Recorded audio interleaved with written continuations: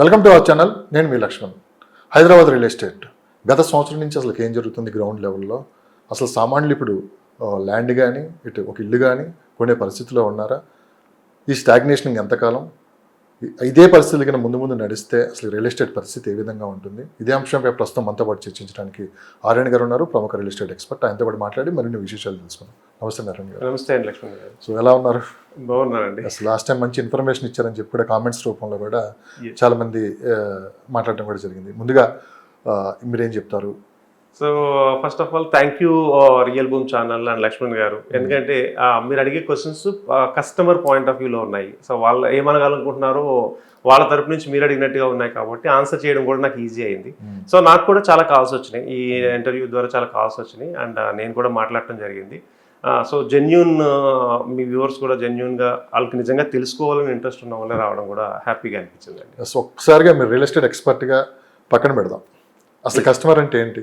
Customer అంటే ఏదైనా కొనుక్కునేవాడే sir, ఏదో ఒక ప్రోడక్ట్ కొనుక్కునేవాడు ఆయన. ఓకే, సో అదే మా విషయంలో అయితే ల్యాండ్ కొనుక్కుంటాడు, లేదా ఇల్లు కొనుక్కుంటాడు, ఇంకోటి కొనుక్కుంటాడు. కస్టమర్ అనే పదం ఎక్కడి నుంచి వచ్చిందంటే ఏదైనా కొనుక్కునే పర్సన్, బై చేసే పర్సన్ ఎవరైతే ఉంటారో అతను కస్టమర్ అంటాం మనం.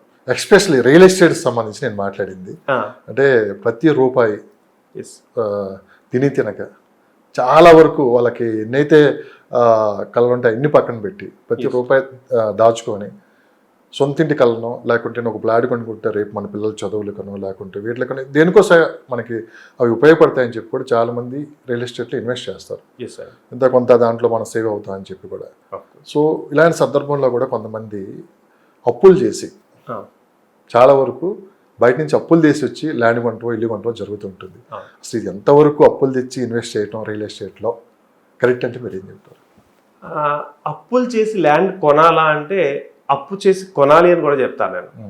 కొనడం కరెక్టే అని చెప్తాను. బట్ అది ఎలా ఎందుకు అంటే ఎప్పుడైనా మనం ల్యాండ్ కొనాలనుకున్నా లేదా ఇల్లు కొనాలనుకున్నా కంపల్సరీ షార్టేజ్ వస్తుందండి. అంటే మనకు నచ్చినది ఒకటైతే మనకు అక్కడ చూసింది ఇంకొంచెం బాగుంటుంది. సపోజ్ మనం డబుల్ బెడ్రూమ్ చూద్దాం అనుకుని ఒక స్క్వేర్ యార్డ్స్లో వెళ్తాం, కానీ కొంచెం 2-3 మనకి బాల్కనీస్ ఎక్కువ ఉంటే కొంచెం రేట్ పెరుగుతుంది. లేదా ఒక ప్లాటే తీసుకుందాం, మనకు 15 లక్షల బడ్జెట్లో ఒక ప్లాట్ తీసుకుందాం అనుకుంటాం. అక్కడికి వెళ్ళేసరికి ఎమ్యూనిటీస్ నచ్చడము, లేకపోతే ప్లాట్ సైజ్ నచ్చడము, ఏదైనా ఇంకొంచెం ఎక్స్టెండ్ అవ్వాల్సి వస్తుంది. ఎప్పుడు కూడా ఇన్వెస్ట్మెంట్ ఒక బ్లాక్ పెట్టుకుని ఆ బ్లాక్లోనే తీసుకుందామంటే 100% కాదు. సో దెన్ ఇప్పుడు ఏమవుతుందంటే మనకి అనుకున్న దానికంటే ఎక్కువ ఇవ్వాల్సి వస్తుంది అక్కడ. సో దెన్ అప్పు చేసి కొనాలా అంటే మై ఒపీనియన్ ఏంటంటే అప్పు చేసి కొనడం ఎందుకు ఉపయోగం అంటే మన దగ్గర ఏదైనా ఒక పరిగెట్టాలి అంటే మనకు ఒక మోటివేషన్ కావాలి. డబ్బులు ఇంకా ఎక్కువ సంపాదించాలన్నా, డబ్బులు ఇంకా ఎక్కువ సేవ్ చేయాలన్నా ఒక మోటివేషన్ కావాలి. లేదా కంఫర్ట్ జోన్లోకి వచ్చేస్తాం మనం. ఇప్పుడు ఒక 15 లక్షల పెట్టి ఒక ప్లాట్ కొనే ప్లేస్లో 25 లక్షలు పెట్టి కొని చూడండి. అప్పుడు ఏమవుతుంది, మీరు కొంచెం స్ట్రింక్ అవుతారు, ఫైనాన్షియల్గా మీరు కొంచెం స్ట్రింక్ అవ్వాల్సి వస్తుంది. ఈ స్ట్రింక్ అయినప్పుడు ఏం అవుతుందంటే you are thinking for more savings. ఎక్కడైతే మీరు వేస్ట్ చేస్తున్నారో దాన్ని సేవింగ్ చేస్తారు. సో అదేవిధంగా ఎక్కడైతే మీరు డబ్బులు ఇంకొంచెం ఎక్స్ట్రా సంపాదించాలనుకుంటారో అక్కడ సంపాదిస్తారు. నేనేమంటానంటే ఇలాగా మనం అప్పు చేసుకొనడం వల్ల మన ఫ్యూచర్కి, మన పిల్లల భవిష్యత్తు కావచ్చు, రిటైర్మెంట్ కావచ్చు, లేదంటే రేపొద్దున పిల్లల మ్యారేజ్కి కావచ్చు, దేనికో దానికైతే ఉపయోగపడుతుంది. అది కాకుండా కొంతమందిని ఒక కేస్ స్టడీ చెప్తా చూడండి మీకు. ఒక పర్సన్ ఉన్నాడు, అతనికి ఒక 15 లక్షలు ఉంది, లైఫ్లో అప్పు చేయలేదు, నేను అదే దాంట్లో కొనాలని చూస్తున్నాడు.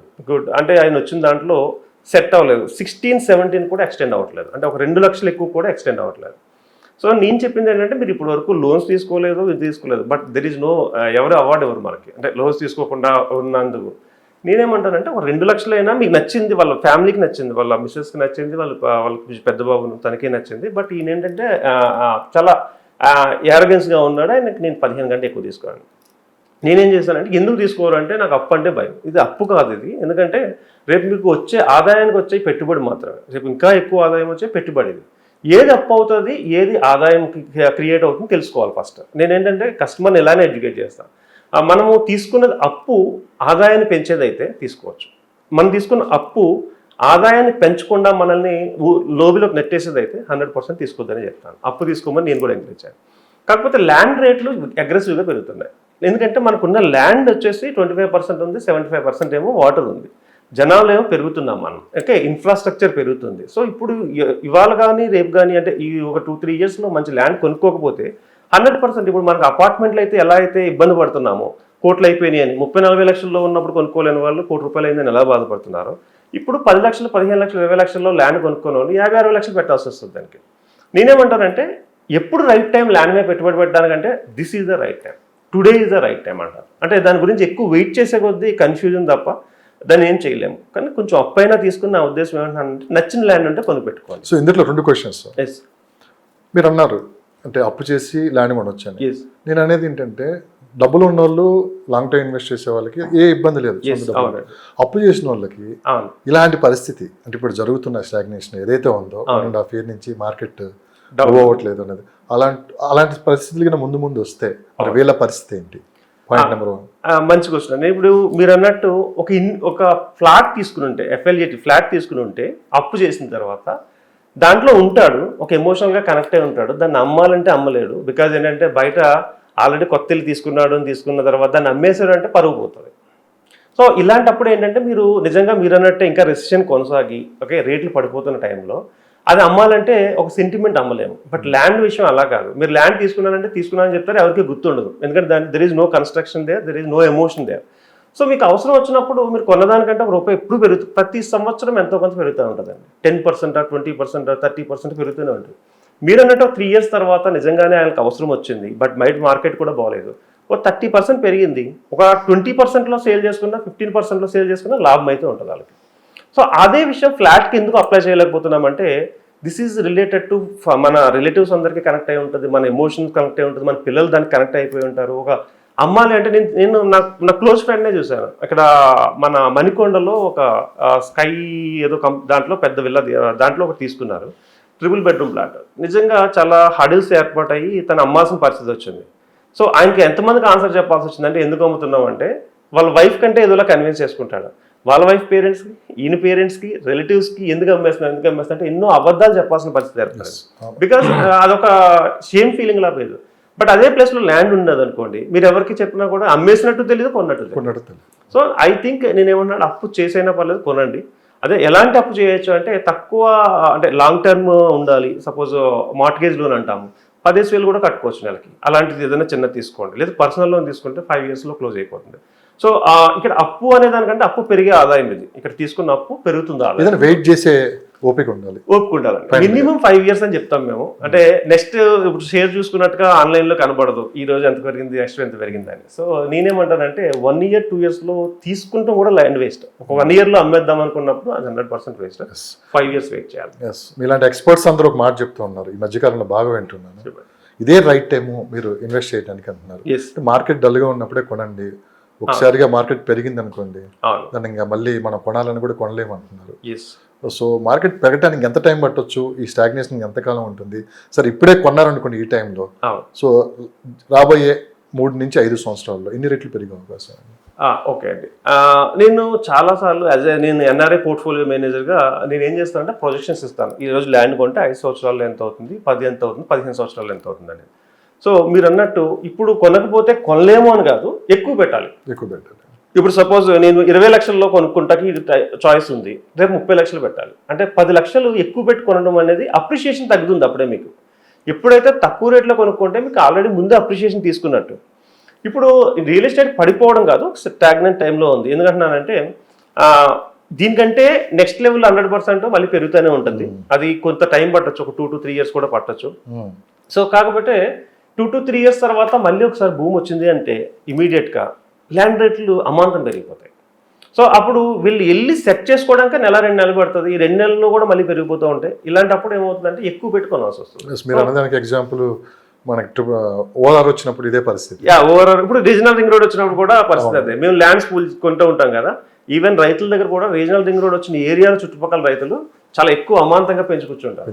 సో దాన్ని బట్టి మళ్ళీ కొన్న ల్యాండ్ లార్డు కొన్న దగ్గర కొన్నప్పుడు మేము కూడా ఎక్కువ పెంచాల్సి వస్తుంది. సో ఇలాంటి పరిస్థితులు ఏర్పడక ముందే మనం ఏమైనా కొనుక్కోగలిగితే బెస్ట్.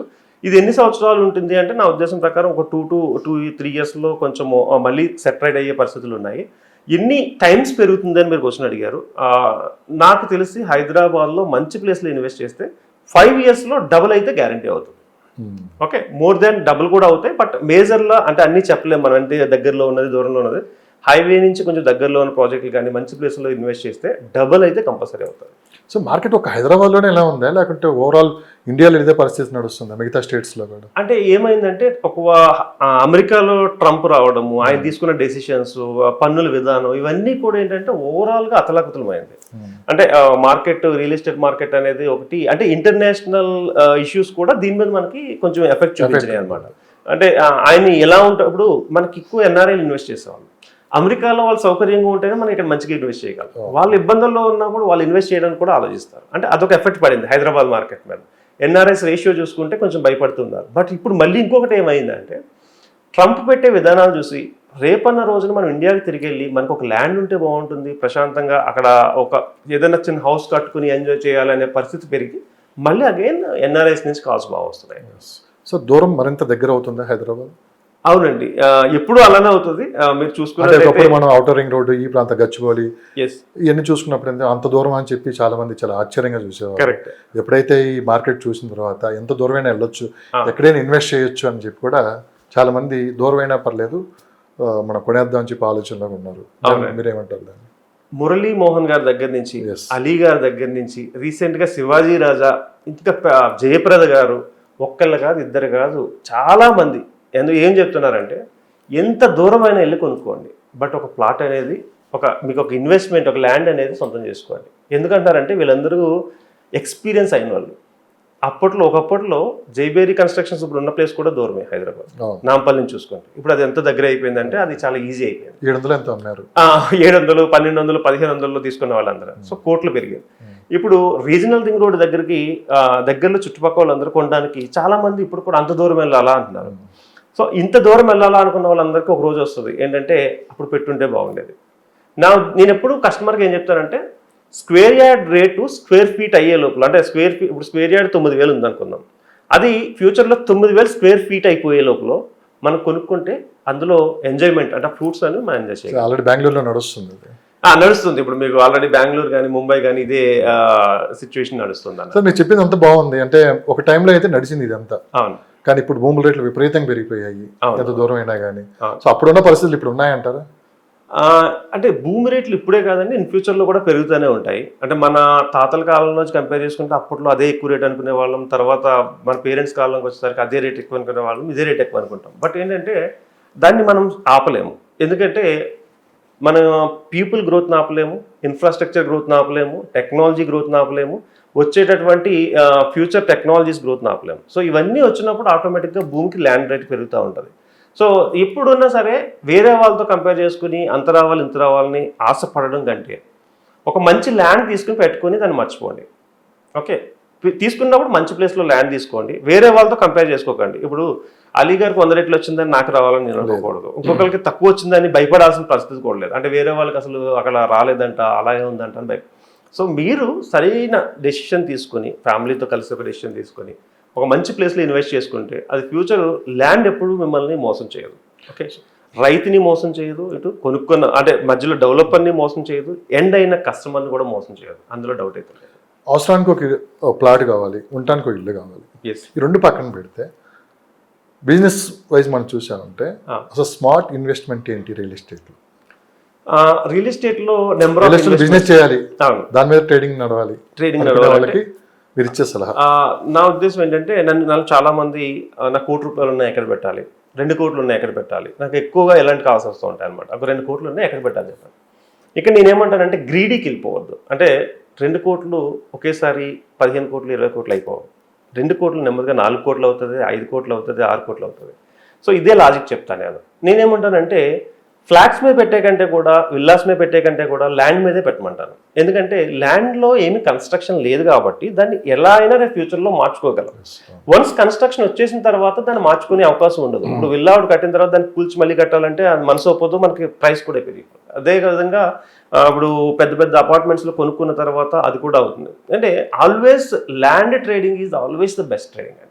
కమర్షియల్ కంటే కూడా, అంటే నేను కమర్షియల్ కూడా నా దగ్గర చాలా మంది వస్తారు, నా దగ్గర ఒక బిల్డింగ్ ఉందండి, అదొక 6 crores చెప్తున్నాడు, దీనికి రెంటల్ వచ్చి 1.5 lakhs వస్తుంది, లేదా 2 lakhs వస్తుంది. 6 కోట్లు పెట్టి 1,00,000 రెంటల్ పెద్ద గొప్ప ఏమి కాదు. అంటే దాన్ని రేషియో మీరు క్యాలిక్యులేట్ చేసి చూసుకుంటే దాని యొక్క రేషియో చూసుకుంటే 3% కూడా వర్కౌట్ అవ్వదు, ఒకసారి 2% కూడా వర్కౌట్ అవ్వదు.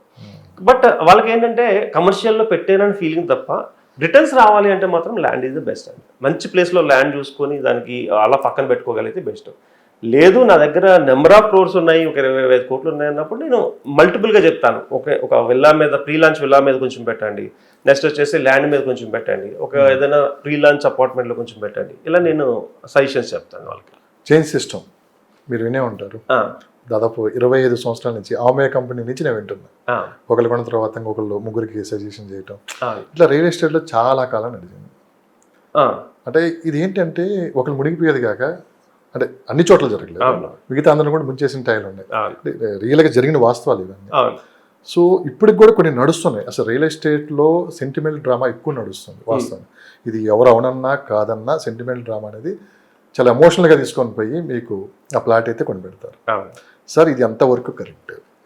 అంటే కంపెనీస్ ఒకరు కొన్నారని చెప్పి ఓకే వాళ్ళని చూసి మళ్ళీ మనం కొంటాం, వాళ్ళని చూసి ఇంకొకరు కొంటాం, చివరికి మునిగితే అందరూ మునిగేయటం, వస్తే లాభాలు వస్తే అందరూ ఇది ఉంటుంది.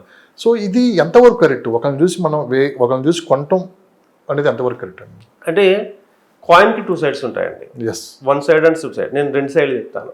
ఒకరిని చూసి ఒకరు కొనడం తప్పు కాదు. ఎందుకంటే మీరు ల్యాండ్ కొన్నారు, నచ్చింది నిజంగా, మీరు మీ ఫ్రెండ్స్తో చెప్తారు, ఓకే వాళ్ళు ఎక్కడో చోట కొనాలనుకుంటున్నారు, కానీ లక్ష్మణ్ గారి దగ్గర ఉంటే, లక్ష్మణ్ గారు అయితే అన్ని చూసుకుంటాడు, ఈయన అన్నింటిలోనే ఆయన నాలెడ్జ్ ఉంది కాబట్టి ఈయన పక్కన ఉంటే నాకు సేఫ్ అనుకుంటారు, అది మీ నమ్మకం మీద ఉంటారు. సో మీరు కూడా ఒకరిని సజెస్ట్ చేసినప్పుడు ఫ్రెండ్ని రేపు తేడా వస్తే నన్ను ఏమంటారు అని సజెస్ట్ చేస్తారు కాబట్టి మీరు కూడా మంచిగానే సజెస్ట్ చేస్తారు. That fruitful. మీరు చెప్పిన దాంట్లో పాజిటివ్, మీకులాగే వాళ్ళకు కూడా పెరిగిన సందర్భాలు ఉంటాయి, అయిపోతుంది. సెకండ్ వచ్చేసి నెగిటివ్ కాయిన్ సెకండ్ సైడ్. అదేంటంటే మీరు తెలియకుండా కొనేస్తారు. సో అదే సజెషన్ మీకు అన్ని తెలిసినట్టుగా ఇంకొకరికి వేరే వాళ్ళకి చెప్పడం, వాళ్ళు కూడా కొనేయడం. అంటే ఒక కంపెనీ పేరు చెప్పను కానీ ఒకప్పుడు పెద్ద నెలకి 100 రూపాయలు 200 కట్టమని చెప్పి విజయవాడ సైడ్ 1000 ఎకరాలు అమ్మేసుకుని తర్వాత బోర్డు తిప్పేసిన కంపెనీలు ఉన్నాయి. అంటే అప్పుడు ఏంటంటే వాళ్ళు ఎమోషన్తో ఆడుకున్నట్టే చెప్పాలండి. మీరు ఇందాక చెప్పినట్టు సామాన్యుడికి ఏదైనా ప్లాట్ కొనుక్కోవాలంటే నువ్వు 100 రూపాయలు రోజు కట్టుకో, లేదా 10 రూపాయలు కట్టుకో, ఇలా కట్టుకుంటే నీకు ల్యాండ్ సొంతం అయిపోతుంది అనేసి చెప్తే ఆ కంపెనీ మాటలు నమ్మేసి తీసుకున్నది, తర్వాత వాళ్ళు హ్యాండ్ ఓవర్ ఇవ్వలేదు. సో ఇలాంటివి కూడా జరుగుతూ ఉంటాయి. నేనేమంటానంటే ఇలాంటి స్కీమ్ అంటాం దాన్ని, స్కీమ్స్ని జాగ్రత్తగా చూసుకోవాల్సింది కస్టమరే. అంటే స్కీమ్స్ వాళ్ళని మనం కంట్రోల్ చేయలేమంటే చేయలేము, ఎందుకంటే ఇంత పెద్ద మన నెట్వర్క్లో ఒక్కొక్కరు స్కీమ్తో వస్తారు. బట్ దాన్ని ఐడెంటిఫై చేసేది మాత్రం కస్టమర్కి ఉండాలి. సో కస్టమర్ ఐడెంటిఫై చేయగలిగితే 100% చెప్తున్నాను, ఒక్క చోట కూడా లాస్ అయ్యే అవకాశం. కస్టమర్ ఐడెంటిఫై చేయాలని మీరు అన్నారు. నేనంతా ఎవడో కొన్నారని మనం కొంటాం కాదు, లీగల్గా వెళ్ళండి, లీగల్ అడ్వైజర్ని తీసుకోండి, స్ట్రైట్గా మీరు వెళ్ళి ప్రాపర్టీ చూడండి, వాళ్ళకున్న బ్యాక్గ్రౌండ్ మొత్తం చూసుకోండి, ఇవన్నీ ఓకే అయిన తర్వాత ప్రాపర్టీ కొనండి. హ్యాపీ. ఎవరో చూసి ఎవరో చేతులు కాల్చుకున్నాను మనం కాల్చుకుంటే ఎవరికి, మీరు అన్నారు ఒక మాట.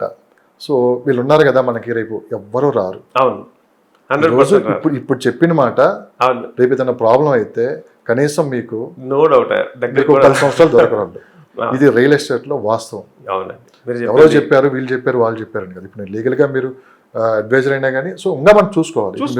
ఇక్కడ వచ్చి ఎక్స్పర్ట్ గా మాట్లాడుతున్నారు, మీరు చెప్పగానే కొనమంటే అది రాంగ్ అవుతుంది. నేను కూడా వాళ్ళకి చెప్పేసి కొనమని కూడా సజెషన్ చేయాలి. కస్టమర్ ఏమంటారంటే సెకండ్ ఒపీనియన్ తీసుకో. హాస్పిటల్లో అయినా ఇష్యూ వచ్చింది అనుకోండి, సెకండ్ ఒపీనియన్ తీసుకుంటాం. Why don't you take a second opinion? మీకు లీగల్ లాయర్ తీసుకుంటారా, లేకపోతే ఇంకొకళ్ళు నాలాంటి ఎక్స్పర్ట్ ఇంకొకళ్ళు తీసుకుంటారా? బట్ తీసుకో. బట్ వన్స్ ఏంటంటే నీకు మనసుగా నచ్చితే వేరే వాళ్ళు అడగద్దు. అందుకే సెంటిమెంటల్ డ్రామా ఎందుకన్నా మీకు అర్థమైంది. అవును, చాలా మంది గేమ్స్ ఇవన్నీ ఉంటాయి, అంటే వాస్తవాలు మాట్లాడుకుంటే ఇలానే ఉంటాయి. కొంతమంది నచ్చొచ్చు, కొంతమంది నచ్చకపోవచ్చు. 100% అండి. ఇప్పుడు ఎందుకంటే రూపాయలు కాదు, మన కష్టం మొత్తం తీసుకొని పోయి అవతలాలు చదివి ఒకసారి డబ్బులు చేజారాయా ఇంకా రావు మీకు. ఇంకా లైఫ్ లో రియల్ ఎస్టేట్ లో నాకు తెలిసి వెనక్కి వచ్చిన సందర్భాలు లేవు. భయం ఉండిపోతుందండి రియల్ ఎస్టేట్ లో. ఒకసారి మోసపోతే మళ్ళీ కొనాలంటే చాలా భయం ఉండిపోతుంది. మళ్ళీ కొనాలంటే ముందు చేతిలో డబ్బు ఉండాలి కదా. అప్పు తెచ్చి రకరకాల ప్రయత్నాలు చేసి వచ్చిన పిఎఫ్లు డబ్బులని కూడా పెట్టుకుని అమ్మేదే కదా. అన్ని కూడా మనం దాంట్లో పెట్టేస్తాము. ఇలాంటి విషయాల్లో కస్టమర్ ఎంత జాగ్రత్తగా ఉండాలి. అదే నేను చెప్తున్నా కదా, మేజర్ వచ్చేసి కస్టమర్ని ఎప్పుడైనా ల్యాండ్ కొనుక్కునేటప్పుడు బేసిక్ రూల్స్ నేను చెప్తాను. ఒక టాప్ 5 అనుకోండి. దీన్ని ఫస్ట్ ఏం చేయాలంటే సేల్ డీడ్ చెక్ చేసుకోవాలి. సేల్ డీడ్ చెక్ చేసుకుంటే ఓనర్ ఎవరు, ఆ ఓనర్కి సంబంధించిన డీటెయిల్స్ తెలుస్తాయి.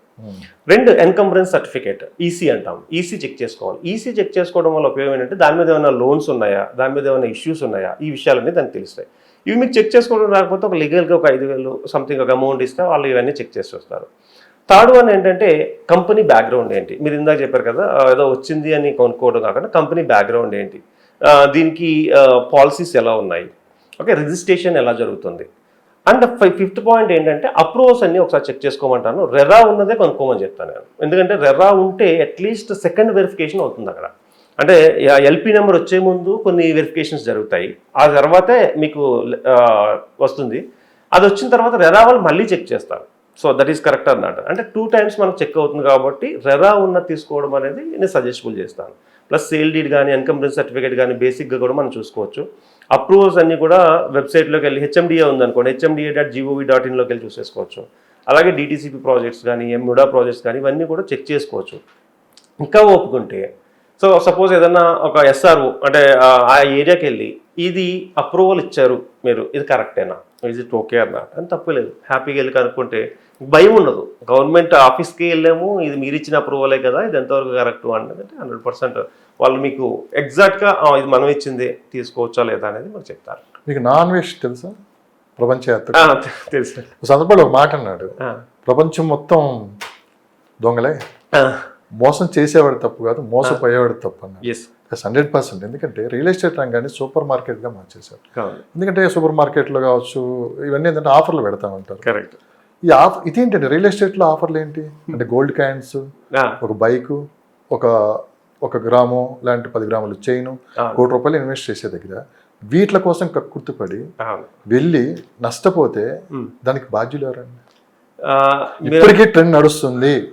ఇప్పుడు ట్రెండ్ ఎంతవరకు కరెక్ట్? ఇప్పటికైనా ఆఫర్లు అనేది పెడుతూనే ఉంటారు వాళ్ళ సేల్స్ కోసం, వాళ్ళ టార్గెట్స్ వాళ్ళకు ఉంటాయి.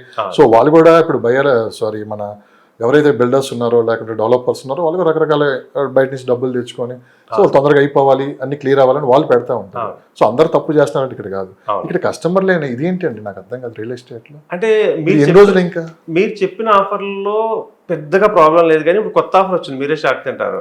ఇయర్ అండ్ సేల్, బట్టలు కాదు, సో బట్టల షాప్ లో వస్తాయండి ఇయర్ అండ్ సేల్. ఇప్పుడు కొత్త కాన్సెప్ట్ వచ్చింది. సో ఇది నేనేమంటా అంటే గోల్డ్ ఇవ్వడం ఎందుకు తప్పు కదంట అంటే భూమికి గోల్డ్కి కనెక్షన్ ఉంది. ఓకే, ల్యాండ్ కొన్నప్పుడు ల్యాండ్ భూదేవ్ అనుకుంటే దాంతో పాటు ఒక గ్రామ్ గోల్డ్ 2 grams గోల్డ్ ఇచ్చే ఉద్దేశం వేరు కాదు, ఆఫర్ పెట్టి ఇచ్చే ఉద్దేశం వేరు. మళ్ళీ చెప్తున్నా, మీరు ఆఫర్ పెట్టి ఆ గోల్డ్ ఇచ్చారనుకో అది వేరు. లేదు ఎన్ని ఆఫర్లు ఏం పెట్టకుండా ల్యాండ్ కొన్నారు అని చెప్పి ఎవరో తెలియకుండా ఒక 10 గ్రాములు అని ఇచ్చేసారనుకో అది వేరు. ఆ సెంటిమెంట్ అనేది అక్కడ వరకే ఉంటుంది. అవునవును. అంటే ఎలాంటి ఆఫర్లు ప్రాబ్లం అంటే మీకు ఒక యాదగిరి గుట్ట దగ్గర ఒక ప్రాజెక్ట్ వచ్చింది అనమాట. అంటే వాళ్ళు ఏమని చెప్పారంటే మీరు ఒక ల్యాండ్ కొనుక్కోండి, 1 acre ల్యాండ్ కొనుక్కుంటే వాళ్ళు 1/4 acre రిజిస్ట్రేషన్ చేస్తారు, మిగతాదేమో దాంట్లో ఇల్లులు కట్టేస్తాము. ఓకే, ఇల్లు కాదు హోటలే కట్టేస్తాము, హోటల్ రెంట్కి ఇచ్చేస్తాము, వచ్చిన రెంట్ మీకు షేర్ చేసేస్తాము. అంటే ఇక్కడ ఒకటి ఆలోచించాల్సింది ఏంటంటే ఆ ఏరియాలో నిజంగా హోటల్ కడితే వస్తారా జనాలు, అది చూసుకోవట్లేదు కస్టమర్. రెండోది ఏంటంటే నిజంగా హోటల్కి ఆక్యుపెన్సీ ఉండాలి కదా. ఇప్పుడు మా సిటీలో హోటల్స్కి ఆక్యుపెన్సీ లేనప్పుడు అంత దూరం వచ్చి ఎవరుంటారు, అదొకటి ఆలోచించట్లేదు. థర్డ్ ఏంటంటే ఎకరం పొలం కొంటే నాకు పావు ఎకరం ఎందుకు చేస్తున్నాడు, మిగతా దానికి ఏంటి ఈ ఎకరం, ఈ లాజిక్లు మిస్. ఇవి మీరు చెప్పిన స్కామ్స్లో వచ్చే బెనిఫిట్స్ ఇష్యూస్ వస్తాయి. ఓకే, నేనేమంటున్నానంటే ఇప్పుడు మీకు పాతకాలంలో కూడా మీరు కిరాణా కొట్టుకు వెళ్ళారు అనుకోండి, కొనుక్కున్న తర్వాత బెల్లం ముక్క పెడతాడు మీకు. ఎందుకు అంటే దట్ ఈజ్ ఒక మీకు కొనుక్కున్న దాంట్లో ఎంత పోయినా పిల్లలుగా మనం ఉన్నప్పుడు కూడా టేస్ట్ బాగుండేది. ఓకే, ఇక్కడ ఏమంటున్నానంటే ఏది తప్పు కాదు ఏది కరెక్ట్ అని చెప్తున్నాను. ఇది చాలా తప్పు. అంటే గ్రీడీకి వెళ్ళారు అనుకోండి, నిజంగా గ్రీడీకి వెళ్ళిపోయి పెద్ద పెద్ద లక్షల్లో వచ్చేసి దానికి తప్పలేదు. అంటే మీరు 30 లక్షలు 20 లక్షలు 10 లక్షలు కొన్నప్పుడు 15,000 20,000 రూపాయల బంగారాన్ని అటాచ్ చేయడం అనేది ఒక ఎప్పటి నుంచో వస్తుంది. దాన్ని తప్పట్లేదు, ఎందుకంటే 15,000 రూపాయల బంగారం గురించి 30 లక్షలు 20 లక్షలు పెట్టుకోండు. కానీ ఇక్కడ రెంటల్ ఇన్కమ్ వస్తుందని చెప్పేసి గ్లామ్లింగ్ చేసి ఎవరైతే చేస్తున్నారో నిజంగా రెంటల్ ఇన్కమ్ ఎక్కడదంటే అది కంపల్సరీ కస్టమర్ డబ్బే. కస్టమర్ 30 లక్షలు ఇస్తే దాంట్లో ప్రతి నెల 25,000 రెంట్ ఇస్తారు. ఎప్పటి వరకు ఇస్తారంటే వాళ్ళు ఒక అమౌంట్ అంతా అక్యూములేట్ చేసుకుని జంప్ అవడానికి ఒక టైం వస్తుంది కదా, అప్పటి వరకు ఇస్తారు. ఇది చాలా చాలా చాలా డేంజర్. అంటే ఇక్కడ అత్యాసపోవద్దని నేను చెప్తున్నాను. ఓకే, ఇంకోటి అంటే ఇప్పుడు నాకు మొన్న వచ్చింది కొన్ని కంపెనీస్ ఇయర్ అండ్ సేల్ అని పెడితే అది ఇది బట్టల వ్యాపారం కాదు కదా, సో ఇయర్ అండ్ సేల్ అని ఎందుకు పెట్టారు అనిపించింది. సో అంటే ఒక్కొక్కసారి క్రియేటివ్ అనుకుంటారు కానీ అది రాంగ్ వేలో వెళ్తుంది. రకరకాల ఆఫర్స్ వస్తూనే ఉంటాయి, మనం అలర్ట్గా ఉండాలి. కొంచెం అలర్ట్గా ఉండాలి. అంటే విచ్ ఆఫర్ ఈజ్ బెస్ట్, ఏది గ్రీడీ అన్న ఆఫర్ని పక్కన పెట్టేయడం చాలా రైట్. ఓకే, మీకు offer is more than lakhs లోకి వెళ్ళిపోతుందంటే అది పక్కన పెట్టేసేయాలి. Offer is more than 15,000. Legal adviser కానీ లీగల్గా మీలాంటి ఎక్స్పర్ట్స్ కానీ 10,000 ఖర్చు పెట్టినట్టు పెట్టరు 100%. అది ఇవ్వాలా అని ఆలోచిస్తారు. బట్ ఇలాంటి ఆఫర్లు ఇరుక్కుపోయి పాపం చాలా మంది ఇబ్బంది పడుతున్న వాళ్ళు చూశాను. చాలా మందే వేలల్లో ఉన్నారు, లక్షల్లో ఉన్నారు, లక్షల్లోనే ఉంటారు. వేలల్లో ఎందుకంటే లక్షల్లో ఉంటారని ఎందుకంటే మా కస్టమర్లు వచ్చినప్పుడు ఫస్ట్ మేము లాస్ట్ టైం ఇక్కడ పెట్టి లాస్ అయిపోయాం, ఇదే డైలాగ్ వస్తుంది. ఎందుకు లాస్ అయ్యారు అని నిజంగా అనాలిసిస్ చేస్తే వీళ్ళ తప్పు కూడా ఉంటుంది. అంటే నేను వీళ్ళని అనాలిసిస్ చేసిన ఎందుకు అంటే ఒక పర్సన్ నా దగ్గరికి వచ్చాడు, నా దగ్గర ₹1,00,00,000 ఉన్నాయి, నేను పెడతా, ఇప్పుడు నువ్వు ఎక్కడ చెప్పాలి నేను అక్కడ పెడతా, ఓకే, నాకు 2 yearsలో డబుల్ వస్తుందని అగ్రిమెంట్ ఇస్తావా? నేను అన్నాను ఇది స్కామ్ అండి, నేను చేయను. ఎందుకంటున్నానంటే 2 yearsలో డబుల్ వస్తుందని ఎవరు ఎక్స్పెక్ట్ చేయగలరు? ఒక ల్యాండ్ అనేది ఈ టైంలో ఇంత కరెక్ట్గా వస్తుంది అనుకుంటే ల్యాండ్ అనేది ఎంత ప్రీమియం అయిపోయి ఉంటుందంటే మామూలు వాళ్ళు కూడా కొనలేరు ఇక, కోటీశ్వర్లు తప్ప. సో నేనేమంటానంటే అలా ఎవరైనా ఇస్తే మీకు కంపల్సరీ మోసం అవుతుంది అన్న. లేదు నాకు ఇచ్చారని చెప్పి కొన్ని ప్రూఫ్ చూపించారు. ఎన్నాళ్ళు అయిందన్న, 1.5 year అయిందన్న. 6 నెలల తర్వాత నాకు ఫోన్ చేయండి అన్న. 6 నెలల తర్వాత ఫోన్ చేయండి అంటే ఫోన్ చేసిన తర్వాత దట్ కంపెనీ విల్ బోర్డు తిప్పేశాను. మనకి చాలా నెంబర్లు ఇస్తారు చూస్తున్నాను. అదే నేనంటుంది ఏంటంటే అది 2 సంవత్సరాల్లో మీ ఇది కోటి పెడితే 2 కోట్లు ఎలా ఇచ్చేస్తారు? ఒక్కటి ఆలోచించాలి. ఎన్ని ఖర్చులు ఉంటాయి, ఒక ల్యాండ్ డెవలప్ చేయాలన్నా బోల్డ్ ఖర్చులు ఉంటాయి కదా, ఎలా ఇచ్చేయగలరు? అలా ఎంతమందికి ఇవ్వగలరు? సో అది కూడా మనం ఆలోచించాలి. దీపి కబుర్లు బాగుంటాయి. పొద్దున్నే good morning sir, good afternoon sir, so ఏంటి ఈ రోజు ఎంతవరకు వచ్చింది, అన్ని బాగానే ఉంటాయి, రోజు ఉండే. సో ఉంటాయి. ఇలాంటివి కొంచెం స్కామ్ అని తెలిస్తే విషయాల్లోనే చాలా జాగ్రత్తగా ఉండాలి. 100%. ఫస్ట్ ఎవరైతే ఏజెంట్ ఉన్నారో లేదంటే ఎవరైతే అడ్వైజర్ ఉన్నారో వీళ్ళందరూ కూడా 1-2 సార్లు మనం చూసుకునే ముందుకెళ్ళాలి. అప్పుడే ఇంత చేసినా కానీ 70% సేఫ్ జోన్ లో ఉంటాం. 1-2 సార్లు చెక్ చేసుకోమని మేము కూడా చెప్తాము. అంటే అందరూ తప్పు చేస్తున్నారు. ఇక్కడ ఏంటంటే ఈ సోషల్ మీడియా వచ్చిన తర్వాత ఎవరికి వాళ్ళు ఎక్స్పర్ట్స్ అయిపోయారు. ఎవరికి వాళ్ళు అసలుకి ఆ ప్రోడక్ట్ ని ప్రమోట్ చేసుకోవడం కావచ్చు. ఒకప్పుడు ఏంటంటే మనం ఓ హీరోనో హీరోయిన్నో ఓ సెలబ్రిటీని తీసుకొని వచ్చి ఆ ప్రోడక్ట్ మనం ప్రమోట్ చేస్తాం. ఇప్పుడు అలా కాదు, ఎవరి ప్రోడక్ట్ వాళ్ళే ఇక్కడ మన గుండు బాస్ పుణ్యం అంటూ సో ఎవరైనా కానివ్వండి. ఇప్పుడు ఏంటంటే ట్రెండ్ మారింది. సో ఎవరికి వాళ్ళే ప్రమోటర్ లాంటి ఇన్ఫ్లుయెన్సర్స్ కావచ్చు, బయట రకరకాలకి ఏదో చెప్తా ఉంటారు. కానీ ఇదే నిజం అనుకోండి. చాలా మంది మీరు నమ్మరేమో కానీ ఇట్లా ఇంటర్వ్యూలు కూడా చూసి చాలా మంది లేదు మీరు చెప్పిందే ఫైన్లు, మీరు ఓకే బుక్ చేసుకుంటా అని చెప్పే వాళ్ళు కూడా ఉన్నారు. అవును. సో ఎప్పుడైనా సరే ఎవరైనా ఇన్ఫ్లుయెన్సర్ కావచ్చు, లేకపోతే ఒక అనలిస్ట్ కావచ్చు, లేదా ఎక్స్పర్ట్ కావచ్చు, నాలెడ్జ్ ఇవ్వడానికి మాత్రమే రైట్ ఉంటుంది. ఆయనకి నాలెడ్జ్ ఇవ్వడానికి మాత్రమే రైట్ ఉంటుంది, కానీ పుష్ చేసి కొనిపించడానికి రైట్ ఉంటుంది. సో నాలెడ్జ్ ఇచ్చిన తర్వాత ఆటోమేటిక్ గా కస్టమర్ విల్ అనాలిసిస్ కొనాలా కొనక్కర్లేదా. సో దెన్ కస్టమర్స్ బిజినెస్ జరుగుతుంది అనుకోండి, మీకు వచ్చారని కస్టమర్ మీరు వదులుకుంటారా? అంతే కదా. అవును. ఇన్ఫ్లుయెన్సర్ అయినా ఎవడైనా ఇంకొకటి ఏంటంటే పర్సంటేజ్ వస్తుంది కాబట్టి వాళ్ళు వదులుకోరు. అవును. కానీ ఇక్కడే ఈ సెలక్షన్ లోనే మనం పర్ఫెక్ట్ ఉండాలి. అది కూడా పర్సన్ సెలెక్ట్ చేసుకోవాలి, రైట్ పర్సన్ సెలెక్ట్ చేసుకోవాలి. బట్ బ్యాక్ ఎండ్ లో ఎంత రైట్ పర్సన్ అయినా మీరు ఇందా చెప్పినట్టు back end verification, second verification జరగాలి. ఆ సెకండ్ వెరిఫికేషన్ జరిగితే they are in safe hands అన్నట్టు అన్నమాట. సో మరో ప్రశ్న, ఆల్రెడీ ఒక హౌస్ ఉంది నాకు, ఓకే, ఈ ప్రాపర్టీ ఉంది, సో దీన్ని బేస్ చేసుకొని ఇంకొక ప్రాపర్టీ కొనాలంటే ఎలా? ఇప్పుడు ఒక కాన్సెప్ట్ వచ్చిందండి, by A second home with your first home. By A second home with your first home. మీకు ఒక ఇల్లు ఉంది, ఆ ఇల్లు అలానే పడి ఉంటుంది. మనకి ఏం ఉపయోగం ఉంటుందంటే దాంట్లో ఈవినింగ్ వెళ్తాము, మనం ఆఫీస్కి వెళ్ళిపోయి ఈవినింగ్ వెళ్తాం కదా, సో మళ్ళీ కొంతసేపు రెస్ట్ తీసుకుంటాం, మళ్ళీ ఈవినింగ్ మళ్ళీ పనిలో మనం వెళ్ళిపోతాం. ఇప్పుడు హస్బెండ్ అండ్ వైఫ్ ఇద్దరు కూడా జాబ్స్ హోల్డర్స్ కాబట్టి వాళ్ళు వెళ్తున్నారు. అయితే నేనేమంటానంటే ఇప్పుడు సెకండ్ హోమ్ కాన్సెప్ట్ ఎక్కువ వచ్చింది. రోజు ఈ కాంక్రీట్ జంగిల్లో ఉండి సిటీ ట్రాఫిక్లో ఇష్యూస్ అన్ని ఫేస్ చేసి ఆఫీస్కి వెళ్ళి రావడము, ఈ సినారియోలో వీకెండ్లో కొంచెం ప్రశాంతమైన వాతావరణం ఉంటే బాగుండేదని అనిపిస్తుంది. సో అలాంటప్పుడు వీళ్ళు ఏం చేస్తారంటే సెకండ్ హోమ్ కాన్సెప్ట్గా వెళ్తున్నారు అన్నమాట.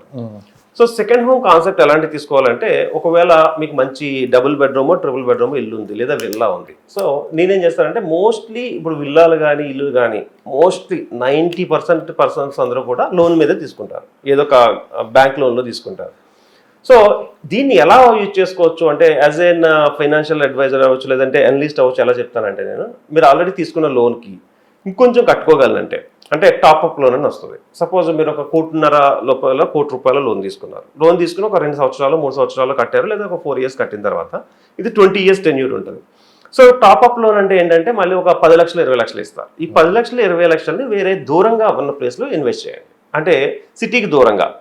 ఆ ఏరియాలో 10 లక్షలు 21 లక్షల్లో ఒక 150 గజాలు అయితే మినిమం వస్తుంది. ఆ 150 గజాల్లో ఇప్పుడు కట్టిన ఇల్లులా కాకుండా చిన్నది, అంటే కంటైనర్ హౌస్ కావచ్చు, లేదంటే ఒక చిన్న ఏదైనా బ్యాంబూ హౌసెస్ వస్తున్నాయి ఇప్పుడు. డిఫరెంట్గా పల్లెటూరు వాతావరణానికి దగ్గరగా ఉన్న ఏదైనా ఒక ఇల్లు కట్టుకుని వీకెండ్స్లో పిల్లలతో వెళ్ళి ఎంజాయ్ చేసి రండి. First home gives a second home.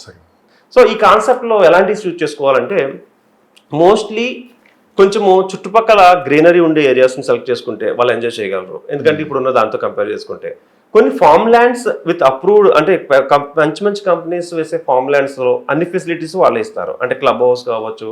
ఇప్పుడు మా దగ్గర ఒక 100 acres ఫార్మ్ ల్యాండ్ ఉంది. సో దాంట్లో మేము స్విమ్మింగ్ పూల్ ఇస్తున్నాము అండ్ మేజర్ 30+ ఎమ్యూనిటీస్ ఇస్తున్నాము. ఇలాంటి దాంట్లో అంటే కమ్యూనిటీలో ఉంటే అడ్వాంటేజ్ ఏంటంటే ఏదో ఎక్కడికో దూరంగా వెళ్ళి కొనుక్కుంటే దాంట్లో మనమే అన్ని చెక్ చేసుకోవాలి. అలా కమ్యూనిటీలో తీసుకుంటే కమ్యూనిటీ ఫార్మ్ ల్యాండ్స్ వస్తున్నాయి. అలాంటి కమ్యూనిటీ ఫార్మ్ ల్యాండ్స్లో తీసుకుంటే అన్ని వాళ్ళకి అందుబాటులో ఉంటాయి. వెళ్ళి వచ్చి జస్ట్ వాళ్ళకి నచ్చిన ఇల్లు కట్టుకోవడము, ఆ స్విమ్మింగ్ పూల్ వాడుకోవడము, ఆ క్రికెట్ కోర్ట్ వాడుకోవడము, ఆ బ్యాడ్మింటన్ వాడుకోవడం, ఇలా ఎంజాయ్ చేయొచ్చు. అండ్ వాళ్ళు they are feeling the second home. అంటే మాకు ఇంకొక ఇల్లు.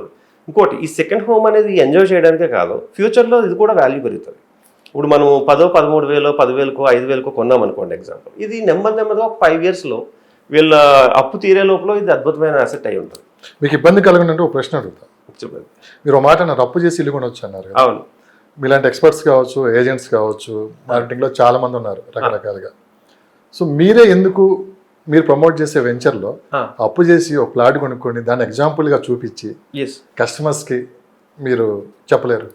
అంటే నేనే అప్పు చేసి చాలా ప్లాట్లు కొన్నాను నేను. మీరే మీ గురించి నేను మాట్లాడలేదు. ఓవరాల్ గా నిజంగా అంత ప్రాఫిట్స్ వస్తాయి, అంత అప్రిషియేషన్ వచ్చి రేపు 5 సంవత్సరాలు డబుల్ అయ్యి ట్రిపుల్ అయింది అనుకో, మీకు తెలుసు కదా, చెప్పేది మీరే కదా. 100% ట్రిపుల్ అయింది, డబుల్ అయింది, ఇక్కడ ఫ్యూచర్ మొత్తం బాగుంటుంది అంటారు. మీరు ఒక మాట దీనికన్నా ముందు ఒక మాట అన్నారు, అప్పు చేసేది ఖచ్చితంగా ఇల్లు ప్లాట్ ఇల్లు ఏదో ఒకటి కొనవచ్చు అన్నారు. సో అలాంటప్పుడు మీరు ఎందుకు కొని ఎగ్జాంపుల్ గా ఆ వచ్చే కస్టమర్ కి చూపించలేకపోతున్నారు? అంటే మేము చెప్పేది కూడా అప్పు చేసి కొనమని విత్ ఓల్డ్ ఎగ్జాంపుల్స్ కూడా చెప్తాం మేము. అంటే ఈ కంపెనీలో పర్సన్ అప్పు చేసుకున్నాడు, ఎంత పెరిగింది అనేది టెస్టిమోనియల్ అంటాం కదా, టెస్టిమోనియల్స్ కూడా మేమే ఇస్తాం. అంటే అప్పు ఈజ్ నథింగ్ బట్ లోన్ అండి. అంటే అప్పు అంటే మీరు వెళ్ళి మీ దగ్గరికి వచ్చి నేను అప్పు అంటే కదా, లోన్ కూడా అప్పే కదా ఇప్పుడు. సో మీరు ఎక్స్ప్లెయిన్ చేసి చూస్తే క్యాష్ అండ్ క్యారీ కొనే వాళ్ళు చాలా తక్కువ మంది ఉంటారు, 5 to 10% ఉంటారు. మిగతా వాళ్ళందరూ అప్పు చేసే కొంటున్నారు. అంటే వాళ్ళు కొన్న వాళ్ళందరూ కూడా ఇవాళ కాకపోతే రేపైనా వాళ్ళు చెక్ చేసి చూసుకుంటే తక్కువైతే అవుతాం. ల్యాండ్ అడిగేది మీ ఏజెంట్స్, మీ ఎక్స్పర్ట్స్ మిమ్మల్ని అడుగుతున్నారు. అదే నేను అంటే వాళ్ళకి ఇప్పుడు కొనేదాంట్లో చెప్పాను కదా మీకు 60, 70 కాదు 80, 90% కూడా అప్పే చేసుకుంటున్నారు. కొన్న వాళ్ళలో మీ పాత వెంచర్లో మా రేట్ ఉంటుంది కదా, అది కంపేర్ చేసి చూసుకోమంటాం. అంటే ఒక 3-4 years క్రితం మేము అమ్మిన వెంచర్లు ఉంటుంది, ఆ రేటు పక్క వాళ్ళైనా వెళ్ళి కనుక్కోమంటాం. ఒక రేటు ఉంటుంది, ఆ రేటు ఇప్పుడు చెక్ చేసుకోమని చెప్తాం. అది కంపల్సరీ డబుల్ అయ్యి ఉంటుంది. అంటే 4 years దాటింది అంటే అది డబుల్ అయ్యే ఉంటుంది. అంటే ఫర్ ఎగ్జాంపుల్ మహేశ్వరం దగ్గర మాకు ఒక ప్రాజెక్ట్ ఉండేది, అది 7,000కి అమ్మాం, 4.5 సంవత్సరాల్లో 35,000 అయింది. ఓకే, అది మీ ఎగ్జాంపుల్ చెప్తాం. అదే ప్రాజెక్ట్లో మీరు ఇన్వెస్ట్ చేశారా? నేను అప్పటికి నేను వచ్చిన కొత్తలో చెప్తున్నాను నేను. సో తర్వాత ఇప్పుడు నేను ప్రతి ప్రాజెక్ట్లోని మంచి ప్రాజెక్ట్ ఏదో ఇన్వెస్ట్ చేస్తున్నాను నేను. ఇప్పుడు మా దాంట్లో ఉన్న ప్రాజెక్ట్లో నేను ఫీజిబిలిటీ చూసుకుని నాకు ఇంచుమించు ఒక 10 plots పైనే ఉన్నాయి. ఓకే, అది కూడా మాకు తెలిసిన మా వెంచర్స్లో కానీ దీనిలో కట్టారు. ఎందుకు అడిగానండి ప్రశ్న, చాలా మంది కస్టమర్స్ ఇదే అంటారు, అన్ని లాభాలు వస్తే నువ్వే కొనొచ్చు కదా. అక్కడ కామెంట్లో దాన్ని దృష్టిలో పెట్టుకొని అడిగాను. కామెంట్స్ లో కూడా వస్తాయి నువ్వే కొనుక్కోవచ్చు కదా అని. యాక్చువల్గా ఎనలిస్టులు కానీ రియల్ ఎస్టేట్ దాంట్లో కానీ ప్లాట్స్ లేని వాళ్ళు చాలా తక్కువ మంది ఉంటారు. అంటే ఈ బిజినెస్ చేసినప్పుడు ప్లాట్ తక్కువ అమౌంట్ అంటే వీళ్ళకి కూడా ఒకేసారి పెట్టుకుంటారు. మేము కూడా ఇప్పుడు ఒకసారి కొన్నాము అంటే అది కొంచెం అమౌంట్ పెట్టుకుంటాము, రిమైనింగ్ అప్పు తీసుకోవడము లేకపోతే వచ్చేదాన్ని దీంట్లోకి డైవర్ట్ చేయడం ఇట్లానే చేస్తూ ఉంటాం. సో అది మంచిది. చాయిస్ వచ్చేసి ద బెస్ట్ చాయిస్ అని అంటాను. హైదరాబాద్ రియల్ ఎస్టేట్ ప్రస్తుత పరిస్థితుల్లో అంటే ఇప్పుడు జరుగుతున్న పరిణామాలని చూసుకుంటే ఇప్పుడు ఎక్కడ ఎక్కువ ఇన్వెస్ట్మెంట్ చేయడానికి ముందుకు వస్తున్నారు? ఏ లొకేషన్ అయితే ది బెస్ట్ అనుకుంటున్నారు? అంటే జరుగుతున్న మార్కెట్ కూడా ఏం జరుగుతుంది, ఏ లొకేషన్లో ఎక్కువ మార్కెట్ జరుగుతుంది? ఓకే, హైదరాబాద్ని ఈస్ట్, వెస్ట్, సౌత్, నార్త్ అని డివైడ్ చేస్తే, ఓకే, ఈస్ట్ అంటే వరంగల్ హైవే ఇవన్నీ వస్తాయి కదా, వెస్ట్ ఆల్రెడీ ఆక్యుపై అయిపోయింది. అంటే రెసిడెన్షియల్గా ఉన్న ల్యాండ్ చాలా తక్కువ అయిపోయింది. అంటే ముంబై హైవే సైడ్ చాలా తక్కువ అయిపోయింది. ఇక్కడ సౌత్ పార్ట్కి వచ్చేసరికి ల్యాండ్ చాలా వ్యాస్ట్గా ఉంది అండ్ ఎయిర్పోర్ట్ దగ్గర ఉంది. అంటే షాద్ నగర్ సైడ్ ఇన్వెస్ట్మెంట్లు బాగా ఎక్కువ వస్తున్నాయి. అండ్ ఇప్పుడు ఎందుకు షాద్ నగర్ సైడ్కే వస్తున్నాయంటే సెకండ్ హైదరాబాద్ కాబోతుంది అని. ఎందుకు సెకండ్ హైదరాబాద్ కాబోతుంది అంటే దానికి ఏమున్నాయి, ఈ షాద్ నగర్కి ఏముంది అంటే సౌత్లో ఎక్కువ వ్యాస్ట్ పార్ట్ ఉంది. ఓకే, ల్యాండ్ బ్యాంక్ చాలా ఉంది. సో ఈ ల్యాండ్ బ్యాంక్తో పాటు కంపెనీస్, నెంబర్ ఆఫ్ కంపెనీస్ ఉన్నాయి. అండ్ పెద్ద పెద్ద కంపెనీస్ వాళ్ళందరూ కూడా ఆల్రెడీ దాంట్లో ఇన్వెస్ట్మెంట్ చేసి ఉన్నారు. ఫిల్మ్ స్టార్స్ అయితే most of the film stars అందరూ కూడా దాంట్లో పెట్టున్నారు. అండ్ ఎయిర్పోర్ట్తో పాటు మనం 3 చెక్ చేసుకోవాలి. ఏదైనా ఒక ఇన్ఫ్రా డెవలప్ అవ్వాలి అంటే ఫస్ట్ రోడ్ లైన్ కనెక్టివిటీ బాగుండాలి, నెక్స్ట్ వచ్చేసి రైల్వే లైన్ కనెక్టివిటీ బాగుండాలి, థర్డ్ వచ్చేసి ఎయిర్ లైన్ కనెక్టివిటీ బాగుండాలి. ఈ 3 కలిసి వచ్చిన అంశాలుగా దీనికి అయింది. అంటే మిగతా వాటితో కంపేర్ చేసుకుంటే south side very near to airport అనేది చాలా ప్లస్ పాయింట్ అయింది. అండ్ రైల్వే కనెక్టివిటీ మీకు ఐడియా ఉంది, షాద్ నగర్ ఎన్ని ఏరియాల నుంచి మంచి కనెక్టివిటీ ఉంది. అండ్ రోడ్ కనెక్టివిటీ అయితే ద లాంగెస్ట్ హైవే అని చెప్తాము దీన్ని. కాశ్మీర్ నుంచి కన్యాకుమారి దాకా ఉన్న పెద్ద హైవే. ఇది ఇప్పుడు 12 లైన్ కాబోతుంది. అంటే ఇన్ఫ్రా ఇక్కడ పెరుగుతుంది, అదొకటి. సో దీంతో పాటు ఏమవుతుందంటే ఇన్ఫ్రా పెరగడం ఒకటే దీనికి కాకుండా సౌత్ సైడ్ ఉన్న అడ్వాంటేజెస్ ఏంటి అంటే మనకి సౌత్ సైడ్లో వాటర్ బాడీస్ కూడా బాగున్నాయి. అంటే రేపన్న రోజు మన హైదరాబాద్తో కంపేర్ చేసుకుంటే ఇంకొక 20-30 సంవత్సరాల పైన కూడా వాటర్ స్కేర్సిటీ వచ్చే అవకాశాలు అయితే తక్కువ ఉన్నాయి. సో అదొక అడ్వాంటేజ్ అయింది. ఎందుకంటే water is very important. In ఫ్యూచర్లో చాలా టైట్ అవ్వబోతుంది ఏంటంటే వాటరే. సో ఈ వాటర్ బాడీస్ ఎక్కువ ఉండడం కూడా దానికి ఒక అడ్వాంటేజ్ అయింది. నెక్స్ట్ వచ్చేసి ఫ్యూచర్లో వచ్చే చాలా బెనిఫిట్స్ అన్నీ కూడా అటువైపు వచ్చే అవకాశాలు ఉన్నాయి. అంటే రిలయన్స్ వాళ్ళు అగ్రికల్చర్గా ఒక 500 ఎకరాలు తీసుకున్నారు. ఎందుకంటే రేపు అగ్రికల్చర్ కూడా అద్భుతంగా రాణించబోతుంది. సో ఇలాంటప్పుడు ఏమవుతుందంటే ట్రాన్స్పోర్ట్ సిస్టమ్ బాగుంటుంది ఆ ఏరియాకి వచ్చేసి. సో ఈ ఫెసిలిటీస్ అన్నింటినీ కంపేర్ చేసుకుంటే సౌత్ సైడ్ ఇన్వెస్ట్మెంట్స్ ఎక్కువ చేస్తున్నారు, చేయాలి కూడా. అంటే చేస్తూ ఉంటే ఆ ఏరియాకి ఉన్న పొటెన్షియల్లో ఇప్పుడు తక్కువ రేటుకి వస్తున్నాయి. మీరు చెక్ చేసి చూసుకుంటే ఒకప్పుడు ఓఆర్ఆర్ దాటిన తర్వాత 5,000, 7,000, 8,000 ఉండేది. ఇప్పుడు ఆ లెంత్ ఆ 5,000, 7,000 రావాలంటే ఓఆర్ఆర్ దాటేసి, షాద్నగర్ దాటేసి, రాజాపూర్ దాటేసి, ఇంకా జడ్చల్ల ఆ ఏరియాకి వచ్చే వరకు ఆ ఏరియా వరకు వెళ్ళిపోయింది ఆ 7,000 అనేది. అంటే ఇక్కడ ఎందుకు అంటే వీళ్ళు పెంచుకుంటూ పోవడానికి ఏముండదు దీంట్లో. ఎక్కువ మంది కస్టమర్స్ కొంటూ ఉన్నప్పుడు ల్యాండ్ చేతులు మారుతున్నప్పుడు రేట్లు పెరుగుతూ ఉంటుంది. సో ఆ ప్రయారిటీ అనేది ఇప్పుడు షాద్ నగర్కి బాగుంది. అంటే సౌత్ సైడ్ ఇన్వెస్ట్మెంట్లు ఎక్కువగా పెట్టుకోమని సజెషన్ ఇస్తూ ఉంటాను. కేంద్ర ప్రభుత్వం నుంచి కొన్ని చిన్న లీకేజీలు బయటకు వస్తున్నాయి. ఓకే, హైదరాబాద్ గురించి, సెకండ్ క్యాపిటల్ అని రకరకాలుగా.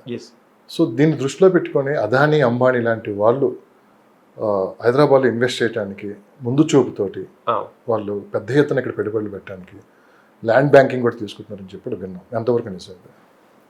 అంటే నేను దాన్ని ఇన్డెప్త్ గా వెళ్ళలేను. ఎందుకంటే కాకపోతే ఈవెన్ మీరన్నట్టు అదానీ వాళ్ళతో పాటు అమిత్ షా వాళ్ళ అటు సైడ్ నుంచి కూడా కొన్ని ల్యాండ్ పూలింగ్స్ జరుగుతున్నాయన్న టాక్ ఉంది. సో అంటే ఎప్పుడైనా సరే ఒక భూమి రాకపోయే ముందు ఒక పెద్ద కంపెనీలన్నీ ఫస్ట్ అది కంపల్సరీ. అది అంటే అదొక సైన్ ఫర్ రేపు దాని బూమింగ్ అవ్వబోతుంది అనేది, రియల్ బూమ్గా జరగబోతుంది అనేది ఒక సైన్. సో నేనేమంటానంటే అది పెద్ద కంపెనీలు లైక్ ఇప్పుడు వాసవి వాళ్ళు చూస్తే చాలా వెంచర్స్ కానీ, లేదంటే వాళ్ళు ఫ్యూచర్లో మల్టీ స్టేర్ అపార్ట్మెంట్ కట్టడానికి కానీ రెడీ ఉన్నారు. ఇప్పుడు మన మై హోమ్ వాళ్ళు అయితే 1000 acres స్మార్ట్ సిటీ కట్టడానికి రెడీ ఉంది. అంటే మీరు ఒక ఆలోచించండి, 1000 acres స్మార్ట్ సిటీ రాబోతుంది అంటే ఎంత ఎంప్లాయ్మెంట్ రాబోతుంది, ఎంతమంది అక్కడ ఉండబోతున్నారు. అంటే దీన్ని డెన్సిటీ అంటాము. డెన్సిటీ ఆఫ్ ద ల్యాండ్ ఇప్పుడు షాద్ నగర్లో చాలా తక్కువ ఉంటే ఆ డెన్సిటీ ఆఫ్ ద ల్యాండ్ పెరగబోతుంది. సో అది పెరిగింది అంటే ఆటోమేటిక్గా మనకి ఆ ప్రైస్ అనేది పెరగబోతుంది అన్నమాట. సో ఛాన్సెస్ ఉన్నాయి అని బ్యాక్ ఎండ్లో వచ్చే ఆ సమాచారం మీరు చెప్పినట్టు ఛాన్సెస్ ఉన్నాయి. పెద్ద హ్యాండ్స్ కూడా దీంట్లోకి రాబోతున్నాయి. సో ఇలాంటప్పుడు ఒక మిడిల్ క్లాస్ కానీ, లోవర్ మిడిల్ క్లాస్ కానీ, అప్పర్ మిడిల్ క్లాస్ కానీ ఒక మంచి ప్లాట్ తీసుకున్నా దే కెన్ బెనిఫిట్ అన్నట్టు. మీరు రిజిస్టర్డ్ ఎక్స్పర్ట్గా ఉన్నారు, దాదాపు 10 years నుంచి ఇదే మార్కెట్లో ఉన్నారు. సో మీకున్న అంచనా ప్రకారం ఇప్పటికిప్పుడు ఇన్వెస్ట్ చేద్దాం అని మేము అనుకుంటున్నాం. ఓకే, సో ఏ లొకేషన్ అయితే బెస్ట్ ఇప్పుడు జరుగుతున్న పరిణామాలను దృష్టిలో నాకు పర్టికులర్ లొకేషన్స్ కావాలి. నేను చెప్పేది ఏంటంటే చెప్పే కదా Shadnagar is the best. Shadnagar town expand అవబోతుంది. రాజేంద్ర నగర్ ఒకటి, Rajendranagar is best for apartments అండి. అంటే రాజేంద్ర నగర్ లో ల్యాండ్ ఏం లేదు. మీరు ఇప్పుడు ఏదైనా ల్యాండ్ ఉందని తెలిస్తే ప్రెస్టేజ్ వాళ్ళు లేకపోతే పెద్ద కంపెనీ వాళ్ళు తీసుకుంటారు 4-5 ఎకరాలు ఉన్నా కూడా. సో సామాన్యుడు అసలు నో డౌట్ సామాన్య middle class, upper middle class కూడా ల్యాండ్ కొనలేరు రాజేంద్ర నగర్ లో. బట్ అపార్ట్మెంటే ₹1,00,000 అయింది. ఇంకా ల్యాండ్ విషయాన్ని మనం ఆలోచించలేము. అది కూడా ఏంటి, ఒక 50 floorల అపార్ట్మెంట్లో చిన్న పార్ట్ తీసుకుంటేనే ₹1,00,000 ఉంది మనకి. సో 100% ల్యాండ్ ఎక్వైర్ చేయలేము. ల్యాండ్ ఎక్వైర్ చేయాలి అంటే టాప్ బిల్డర్స్ ఎవరైతే ఉన్నారో, క్యాండియర్ కావచ్చు, లేదంటే ప్రెస్టేజ్ కావాలి, ఇలాంటి వాళ్ళకి ల్యాండ్ ఎక్వైర్ చేసుకుంటే వాళ్ళకు ఉపయోగం ఉంటుంది. కానీ ఒక సామాన్యుడు అబోవ్ మిడిల్ క్లాస్ ఎవరు కూడా ఆ ఏరియాలో చేయలేము. అంటే రాజేంద్ర నగర్ ఈజ్ నెక్స్ట్ మంచి ప్లేస్. అది కాకపోతే మంచి భూమింగ్ ఉన్న ప్లేస్, నో డౌట్, అందులో డౌట్ అయితే లేదు. లైక్ సెకండ్ కోకాపేట అంటున్నారు ఇప్పుడు దాన్ని, రాజేంద్ర నగర్ని. సో అది అవుతుంది. ఎందుకు అంటే దర్ ఇస్ ఏ కనెక్టివిటీ, మళ్ళీ సేమ్ హైవేకి అక్కడి నుంచి మనకి ఏదైతే ఎయిర్పోర్ట్ కనెక్టివిటీ బాగుంది, అక్కడ ల్యాండ్కి ల్యాండ్ నేచర్ బాగుంది, అక్కడ దగ్గరలో ఉన్న సదుపాయాలు బాగున్నాయి, ఇన్ఫ్రాస్ట్రక్చర్ బాగా డెవలప్ అయింది. ఓకే, దానికి మెట్రో కనెక్టివిటీస్ అవి కూడా దగ్గరలో ఉన్నాయి. ఇవన్నీ కూడా మన ఏదైతే రాజేంద్ర నగర్ ఉందో బెస్ట్ అవుతుంది.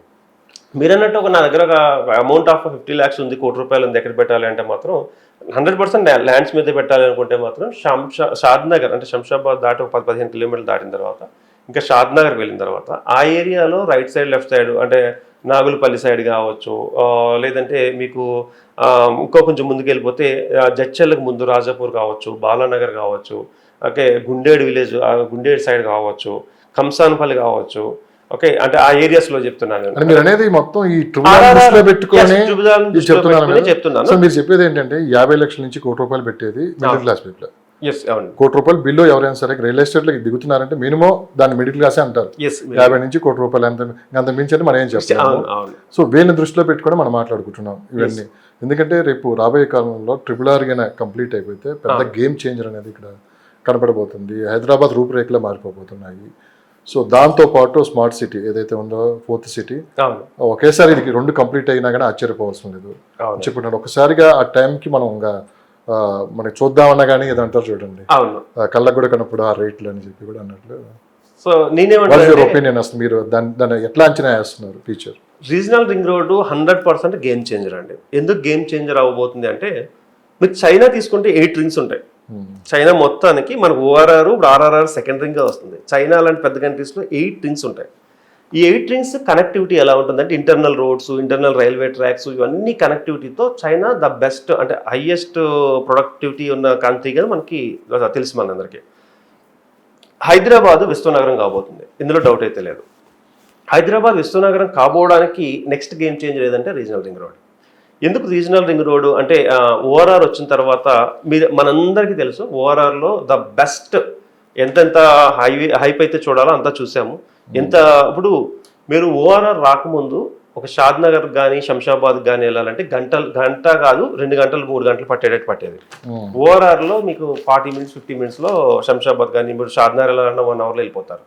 నెక్స్ట్ రీజనల్ రింగ్ రోడ్ కూడా కంప్లీట్ అయితే ఈ ట్రావెల్ టైం తగ్గుతుంది.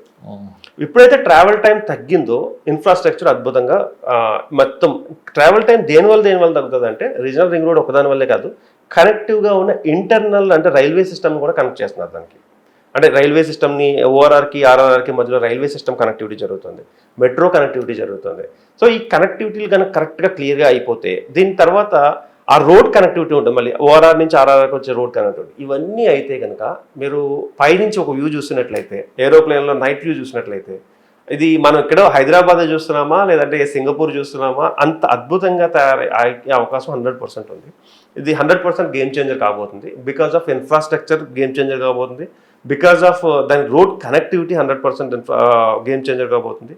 అండ్ ఈ అన్నిటితో పాటు రోడ్స్ ఏవైతే ఉంటాయో అంటే ప్యారలల్ రోడ్స్ ఏవైతే వస్తాయో ఇవన్నీ కూడా పర్సన్స్కి టైం తగ్గింది అంటే వాల్యూ పెరిగింది అనుకోండి. అంటే మనం ఇప్పుడు అంతా కూడా టైంని కొనుక్కుంటున్నాం చెప్పాలంటే.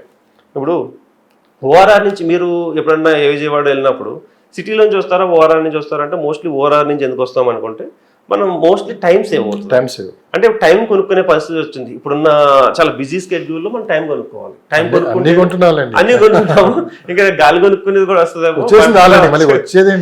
ప్యూరిఫైయర్స్ అవి వచ్చింది. అంటే నేనేమంటున్నానంటే ఈ టైం కొనుక్కునే పరిస్థితుల్లో టైం ఎప్పుడైతే తగ్గుతుందో అంటే ఎప్పుడైతే పెద్ద పెద్ద ఇన్ఫ్రాస్ట్రక్చర్ డెవలప్ అవుతుందో టైం అనేది సేవ్ అవుతుంది. టైం సేవ్ అయినప్పుడు ఆ ఏరియాస్లో ఇన్వెస్ట్మెంట్లు ఆటోమేటిక్గా బాగా పూల్ అవుతాయి. అండ్ ఆ ఏరియాకి ఇప్పుడు ఎవరైనా ఈ రీజనల్ రింగ్ రోడ్కి అటువైపు కానీ ఇటువైపు కానీ అది ఇంటర్నల్లా అవుట్ సైడా మీరు ఏమీ ఆలోచించవద్దు, కొనేసి పెట్టుకోండి. ఓకే, దీంట్లో కనెక్టివిటీ రోడ్స్ ఎక్కడి నుంచి అయినా రావచ్చు. సో కొనుక్కు పెట్టుకోండి. నా రిక్వెస్ట్ ఏంటంటే జీపీ లెవెల్ కొనుక్కోవద్దు, గ్రామ పంచాయతీ లెవెల్ కొనుక్కోవద్దు. ఎందుకంటే గవర్నమెంట్ కావాలనుకుంటే మీకు నష్టపరిహారం చెల్లించకుండా కూడా తీసుకోవచ్చు దానికి. సో జీపీ లేఅవుట్లో ఇన్వెస్ట్ చేయకండి. తక్కువ వచ్చినా కూడా రీజనల్ రింగ్ రోడ్ కానీ అటువైపు కానీ ఏమైనా జీపీ లేఅవుట్లు ఉంటే వాటిని అవాయిడ్ చేసేసాయండి. మంచి proper RRR and DTCP approval layouts ఉంటే హ్యాపీగా దాంట్లో ఇన్వెస్ట్ చేసుకోవచ్చు. ఆర్యన్ గారు, ఈ పేరు NRI మార్కెట్లో బాగా అనిపిస్తుంది. NRI మార్కెట్ మీద చాలా వరకు మీరు రీసెర్చ్ కూడా చేశారు. ఈరోజు నాకు కొన్ని డౌట్స్ ఉన్నాయి, ఆ డౌట్స్ కూడా మిమ్మల్ని అడుగుదాం అనుకుంటున్నాను. చెప్పండి. NRIలో ఏమైనా కన్ఫ్యూజ్లో ఉన్నారా లాస్ట్ 1.5 year నుంచి? ఒకటి ఫస్ట్ రీజన్ నెంబర్ 1 అక్కడ ట్రంప్ తీసుకుంటున్న నిర్ణయాలు, సెక్యూరిటీ లేని జాబులు ఒకటి. 2 అమరావతిలో ఇన్వెస్ట్ చేయాలా, హైదరాబాద్లో ఇన్వెస్ట్ చేయాలా? ఓకేనా.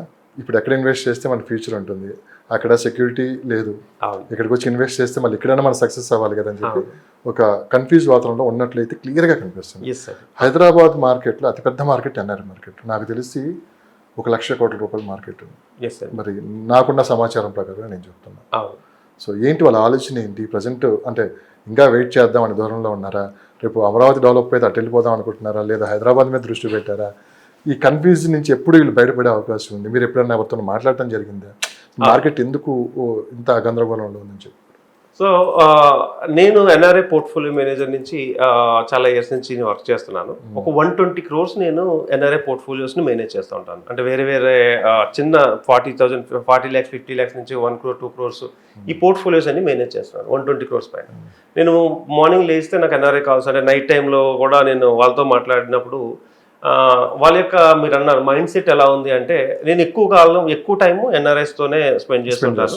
ఎందుకంటే because I'm some expert in that. So వాళ్ళతో మాట్లాడినప్పుడు ఏంటంటే వాళ్ళు అడిగే క్వశ్చన్స్ ఏంటంటే, ఆర్యన్ ఫస్ట్ ఇన్వెస్ట్మెంట్ ఎక్కడ పెట్టాలి, ఎందులో పెట్టాలి, ఎంత పెట్టాలి, ఇలాంటివన్నీ మనల్ని అడుగుతూ ఉంటారు. అయితే ఇప్పుడు వాళ్ళు ఎందుకు కన్ఫ్యూజన్లో ఉన్నారంటే, ట్రంప్ తీసుకునే డెసిషన్స్లో ఏవైతే డెసిషన్స్ ఉన్నాయో, మీరు ఇండియా వెళ్ళిపోవడం కొంతసేపు, లేదా permanent visa before date of birth ఉన్నప్పుడు వాళ్ళకు మాత్రమే వాళ్ళకి గ్రీన్ కార్డ్ ఇవ్వడం అనేది, ఇలాంటి ఇష్యూస్లో మన తెలుగు వాళ్ళు చాలా భయపడిపోతున్నారు. అంటే మొన్న చాలా బాధాకరమైన విషయం ఏంటంటే, ఒక డేట్ టైం ఇచ్చి ఆ డేట్లో మాత్రమే కార్డ్ ఇస్తారంటే ప్రీ డెలివరీస్ కూడా చేసుకోవాల్సిన పరిస్థితి వచ్చాము. అంటే ఒక 1 week ముందే డెలివరీ చేయించుకుని, అంటే నాకు చాలా బాధ అనిపించింది. అంటే అంటే ఎన్నో సంవత్సరాలు ఒత్తిడికి లోనవుతున్నారు, ఎన్నో సంవత్సరాల నుంచి చేసుకున్నారు. ఇదంతా అది అక్కడ ఉన్న ఏవైతే ఉన్నాయో అవన్నీ పక్కన పెడితే, ఇన్వెస్ట్మెంట్లో ఎక్కువ కన్ఫ్యూజన్ అయ్యేది అమరావతిలో పెట్టాలా, హైదరాబాద్లో పెట్టాలా, ఈ క్వశ్చన్ నాకు 100 సార్లు వస్తుంది. అంటే నేనేమంటానంటే, అమరావతిలో పెట్టొద్దు అనట్లేదు, బట్ ఇన్ఫ్రాస్ట్రక్చర్ ఎక్కడ డెవలప్ అయింది అంటే హైదరాబాద్లో డెవలప్ అయిపోయి ఉంది ఆల్రెడీ. ఓకే, కొంతమంది అమరావతిలో ప్లీజ్ హైదరాబాద్లో డెవలప్ అయిపోయింది. ఈ డెవలప్ వెనక చంద్రబాబు నాయుడు గారి మాస్టర్ ప్లాన్ ఉంది ఇక్కడ 100%. ఒకటి, ఇప్పుడు చంద్రబాబు నాయుడు గారు అమరావతిలో ఇంతకు మించి ఎక్కడ ఆయన అమరావతిని డెవలప్ చేయబోతున్నారు. వరల్డ్ నెంబర్ 1 సిటీగా దానికి కోసం ఆయన తిరగని ప్లేస్ లేదు, కేంద్ర ప్రభుత్వం సపోర్ట్ ఉంది. సో ఆయన ఒకసారి చెప్పారంటే చేసి చూపిస్తారని చెప్పి ఎవరైతే ఎన్ఆర్ఐలు ఉన్నారో ఏరి కోరి ఎన్ఆర్ఐలు కూడా చంద్రబాబు నాయుడు గారిని తెచ్చి ముఖ్యమంత్రిగా చేసుకున్నారు. ఎస్ అండి, అవును. అంటే నేను పొలిటికల్ అనలిస్టులు కాదు, కానీ నాకు తెలిసినంత వరకు కొంచెం సమాచారం మీడియాలో మీరు చేస్తున్నా కాబట్టి, so 100% the credit belongs to Nara Chandrababu Naidu గారు. ఎందుకంటే హైటెక్ సిటీ కావచ్చు, అదర్ కంట్రీస్ నుంచి ఇన్వెస్ట్మెంట్లు పూలింగ్ కావచ్చు, సింగపూర్ వాళ్ళతో కానీ చాలా పెద్ద పెద్ద కంపెనీలు అన్నింటినీ తీసుకొచ్చారు కనుక ఆయనకే ఎంత ఇన్ఫ్రాస్ట్రక్చర్ డెవలప్ అయింది అంటే నో డౌట్ ఆయన పేరు చెప్పుకోవచ్చు. సో ఇప్పుడు అదే సీను అమరావతిలో రిపీట్ అవుతుందా అంటే 2 ఆప్షన్స్ ఉన్నాయి. మళ్ళీ కాయిన్స్ కి 2 భయం కూడా ఉంది. ఎస్, చెప్పండి. మళ్ళీ నెక్స్ట్ ఏదన్నా చేంజ్ అదే చెప్పబోతున్నా కన్ఫ్యూజన్ లో నేను అదే చెప్పబోతున్నా. కాయిన్ 2 సైడ్లను ఎందుకు అంటున్నానంటే, ఇదే చంద్రబాబు నాయుడు గారిని ఒక 10 సంవత్సరాలు 15 సంవత్సరాలు ఉంచితే సినారియో వేరు, బ్రహ్మాండంగా మళ్ళీ సేమ్ హైదరాబాద్ తీసుకొస్తారని అనుకుందాం. అలా అని చెప్పి దయచేసి నన్ను ఎవరు తెలుగుదేశానికి సపోర్ట్ కాదు, విజనరీ కాబట్టి చెప్తున్నాను తప్ప నేను బాబు గారి గురించి చెప్పట్లా, జగన్ రెడ్డి గారి గురించి చెప్పట్లా. ఒకసారి అమరావతిలో ఏం జరిగిందో కళ్ళ పెట్టినట్లు పబ్లిక్ చూసాం కాబట్టి నెక్స్ట్ ఏంటంటే భయం ఉంది కదా ఇప్పటికి. అవును. సో నేనేమంటున్నానంటే, ఒక విజనరీ ఉంది, ప్లస్ ఆల్రెడీ చేసిన పనే ఇంకోసారి చేయాలంతే. అక్కడ హైదరాబాద్ లో చేసిన పని అక్కడ చేసుకుంటే సరిపోతుంది. సో అందు గురించి మనం ఎస్టిమేట్ చేయలేకపోతున్నాం. రేపొద్దుట ఆయనే కంటిన్యూ అయితే ఇవన్నీ వస్తాయి అనేది కొంచెం మందిలో ఉంటే, ఆయన కంటిన్యూ కాకపోతే మళ్ళీ బ్యాక్ వెళ్తుందా అని కొంచెం మంది. దీనిలో ఏంటంటే ఇన్వెస్ట్మెంట్లు ఎప్పుడు కూడా ఈ కన్ఫ్యూజన్లో పెట్టొద్దు అంటారు. అంటే ఎలాంటి వాళ్ళు పెట్టాలి అంటే, అమరావతిలో ఫస్ట్ పెట్టే నా దగ్గర 1 కోటి రూపాయలే ఉందన్నప్పుడు వెళ్ళొద్దంట. 10 కోట్లు ఉంది, దెన్ 5-6 crores మేజర్ పార్ట్ 50-60% ఇక్కడ ఎక్కడైనా పెట్టుకుని ఒక 4% పెట్టుకో. ఇవాళ కాకపోతే రేపైనగా వస్తుంది. సేఫ్ గేమ్ అన్నట్టు. అంటే all eggs in one hat అన్నట్టు కాకుండా అక్కడ ఇక్కడ పెట్టుకోమంటారు. బట్ ఎప్పటి నుంచో కష్టపడి ఒక గ్రీన్ కార్డ్ సంపాదించుకుని మొత్తం కష్టం అంతా కలిపితే 1 కోటి రూపాయలు అయింది అనుకుందాం. అలాగే వాళ్ళు వచ్చి నన్ను అడిగితే మాత్రం నేను 100% హైదరాబాద్లో ఇన్వెస్ట్మెంట్ పెట్టమని. ఎందుకంటే నేను ఎప్పుడు ఎలా అనాలిసిస్ చేస్తానంటే, మీ డబ్బు ఎలా వచ్చింది ఇక్కడికి, అంటే మీరు సేవ్ చేసిన 1 కోటి రూపాయలు ఎలా వచ్చింది అది అడుగుతా ఫస్ట్. చాలా మంది ఏంటంటే ఎక్స్పర్ట్లు వాళ్ళు అడగాల్సింది 1 కోటి రూపాయలు ఉందంటే అక్కడ పెట్టండి ఇక్కడ పెట్టండి అని కంగారు చెప్తారు. నేను అది అడగను, ఇది ఎలా వచ్చింది 1 కోటి రూపాయలు. వాళ్ళు చెప్తారు, సార్ సేవింగ్స్ చేసుకున్నాము, హస్బెండ్ వైఫ్ జాబ్ చేసుకుంటున్నాము, పిల్లలని వీళ్ళందరూ జాగ్రత్తగా చదివించుకుంటూ సేవ్ చేసుకున్నాం. ఇలాంటి డబ్బులు మనం కంపల్సరీ కరెక్ట్ ప్లేస్లో పెట్టించాలి. నేనేం చేస్తానంటే వాళ్ళ 1 కోటి 2 కోట్లు 3 కోట్లు 5 కోట్లు అయ్యేలానే మాత్రమే నేను ప్లాన్ చేసి చేస్తాను. లేదు వాళ్ళ పేరెంట్స్ నుంచి 10 కోట్లు వచ్చింది, అలాంటప్పుడు నేను చెప్తా అక్కడ పెట్టండి ఇక్కడ పెట్టండి అని.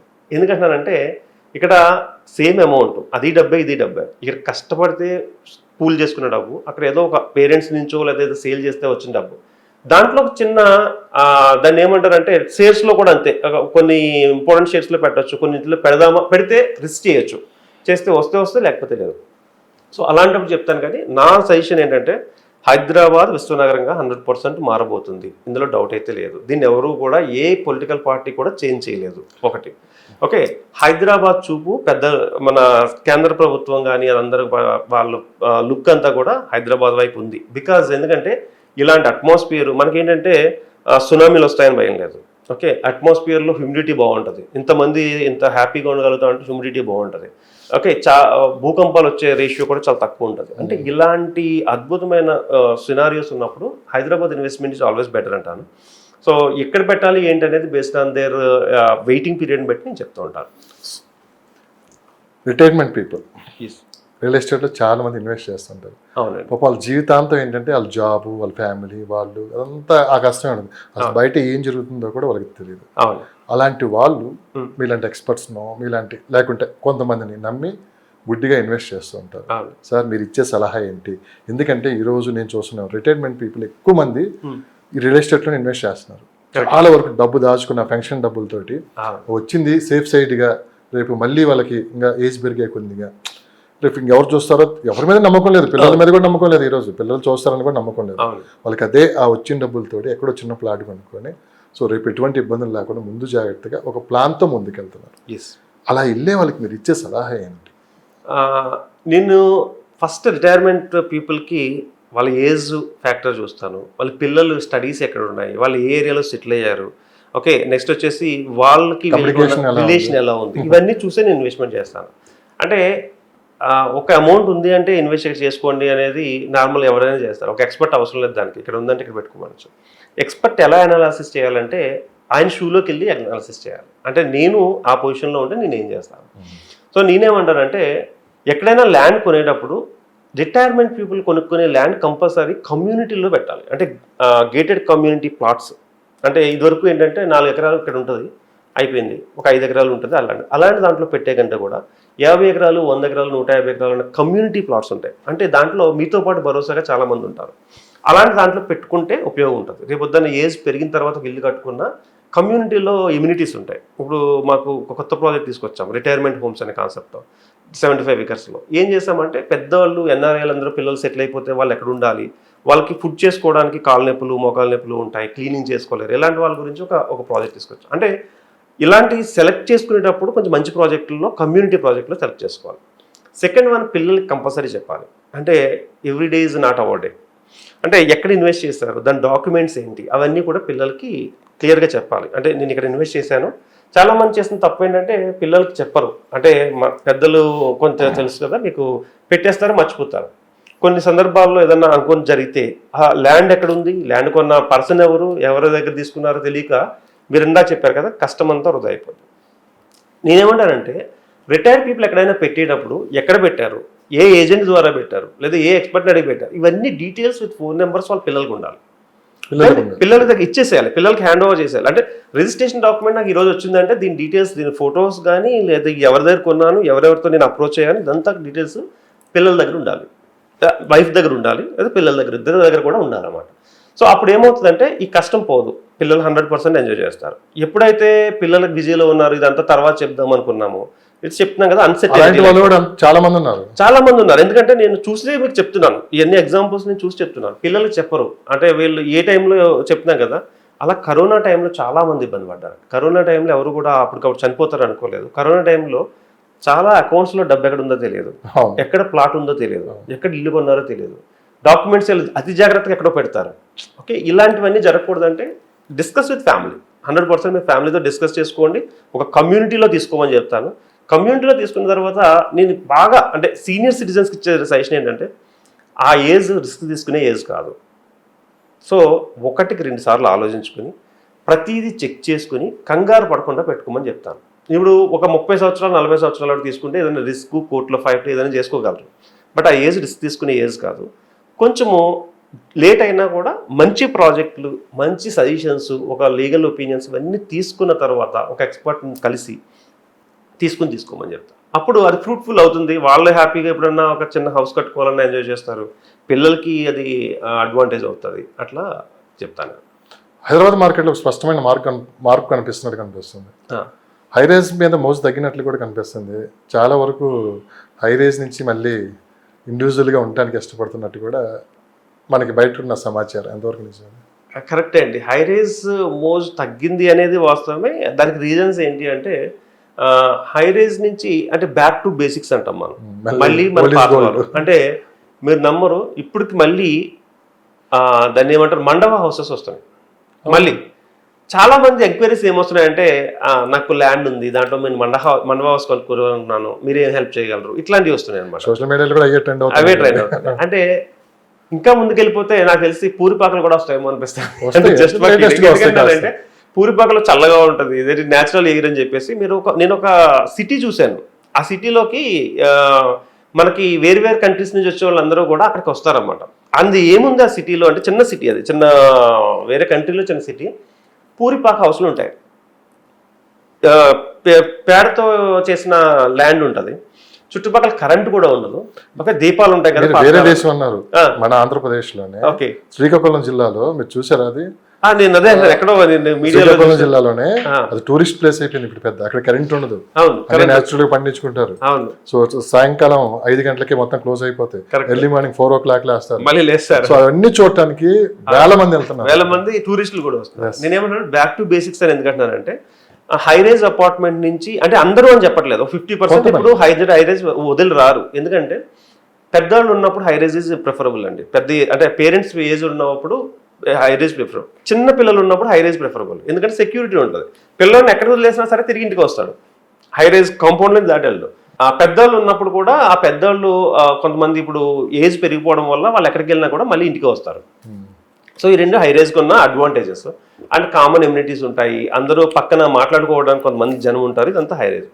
ఇప్పుడు హైరేజ్ అనేది బ్యాక్ ఎందుకు వస్తున్నారు అంటే ఇండివిజువల్ హౌస్లో ఉన్న సదుపాయం ఏంటంటే అన్ని లిఫ్ట్లు ఎక్కగలదు, వెయిట్ చేయగలదు, కండిషన్స్ ఉండవు. అంటే కండిషన్స్ కూడా నచ్చట్లేదు జనాలకి. ఇప్పుడు మీకు అపార్ట్మెంట్స్కి వెళ్తే కొన్ని కండిషన్స్ ఉంటాయి కంపల్సరీ. సో అక్కడ పార్క్ చేయొద్దు, ఇక్కడ ఇది చేయొద్దు అని. సో ఈ పార్కింగ్ కానీ ఇవన్నీ కూడా మనకి హ్యాపీగా కొంతవరకు మనం దాంట్లో అడ్వాంటేజ్ ఉంది. అండ్ దీని బ్యాక్ సైడ్కి వెళ్తే మండువా హౌసెస్, ఇంకా వెళ్తే దాని ఏమంటారు మన బ్యాంబూ హౌసెస్, ఇలాంటివన్నీ కల్చర్ వస్తుంది.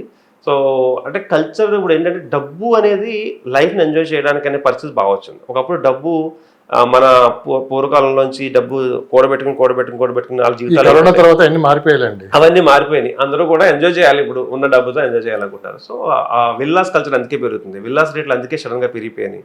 అండ్ మండువా హౌసెస్ చూడండి, ఇన్ ఫ్యూచర్ మీరు ఒక 1.5 yearలో దాన్ని కూడా ఒక విల్లాస్ రేంజ్ క్రియేట్ అంత డిమాండ్ వస్తుంది మీకు.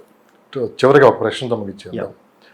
₹1,00,00,000 విల్లాల కోసం చాలా మంది చూస్తున్నారు, ₹1,00,00,000 దొరికే విల్లా ఉంటే చెప్పండి అని చెప్పి. సిటీ అవుట్స్కర్ట్స్ లో ఎక్కడన్నా ఈ ₹1,00,00,000కి విల్లాస్ దొరికే ప్రాంతాలు ఎక్కడ ఉన్నాయి? ₹1,00,00,000 విల్లా అనేది 1 crore ఓన్లీ.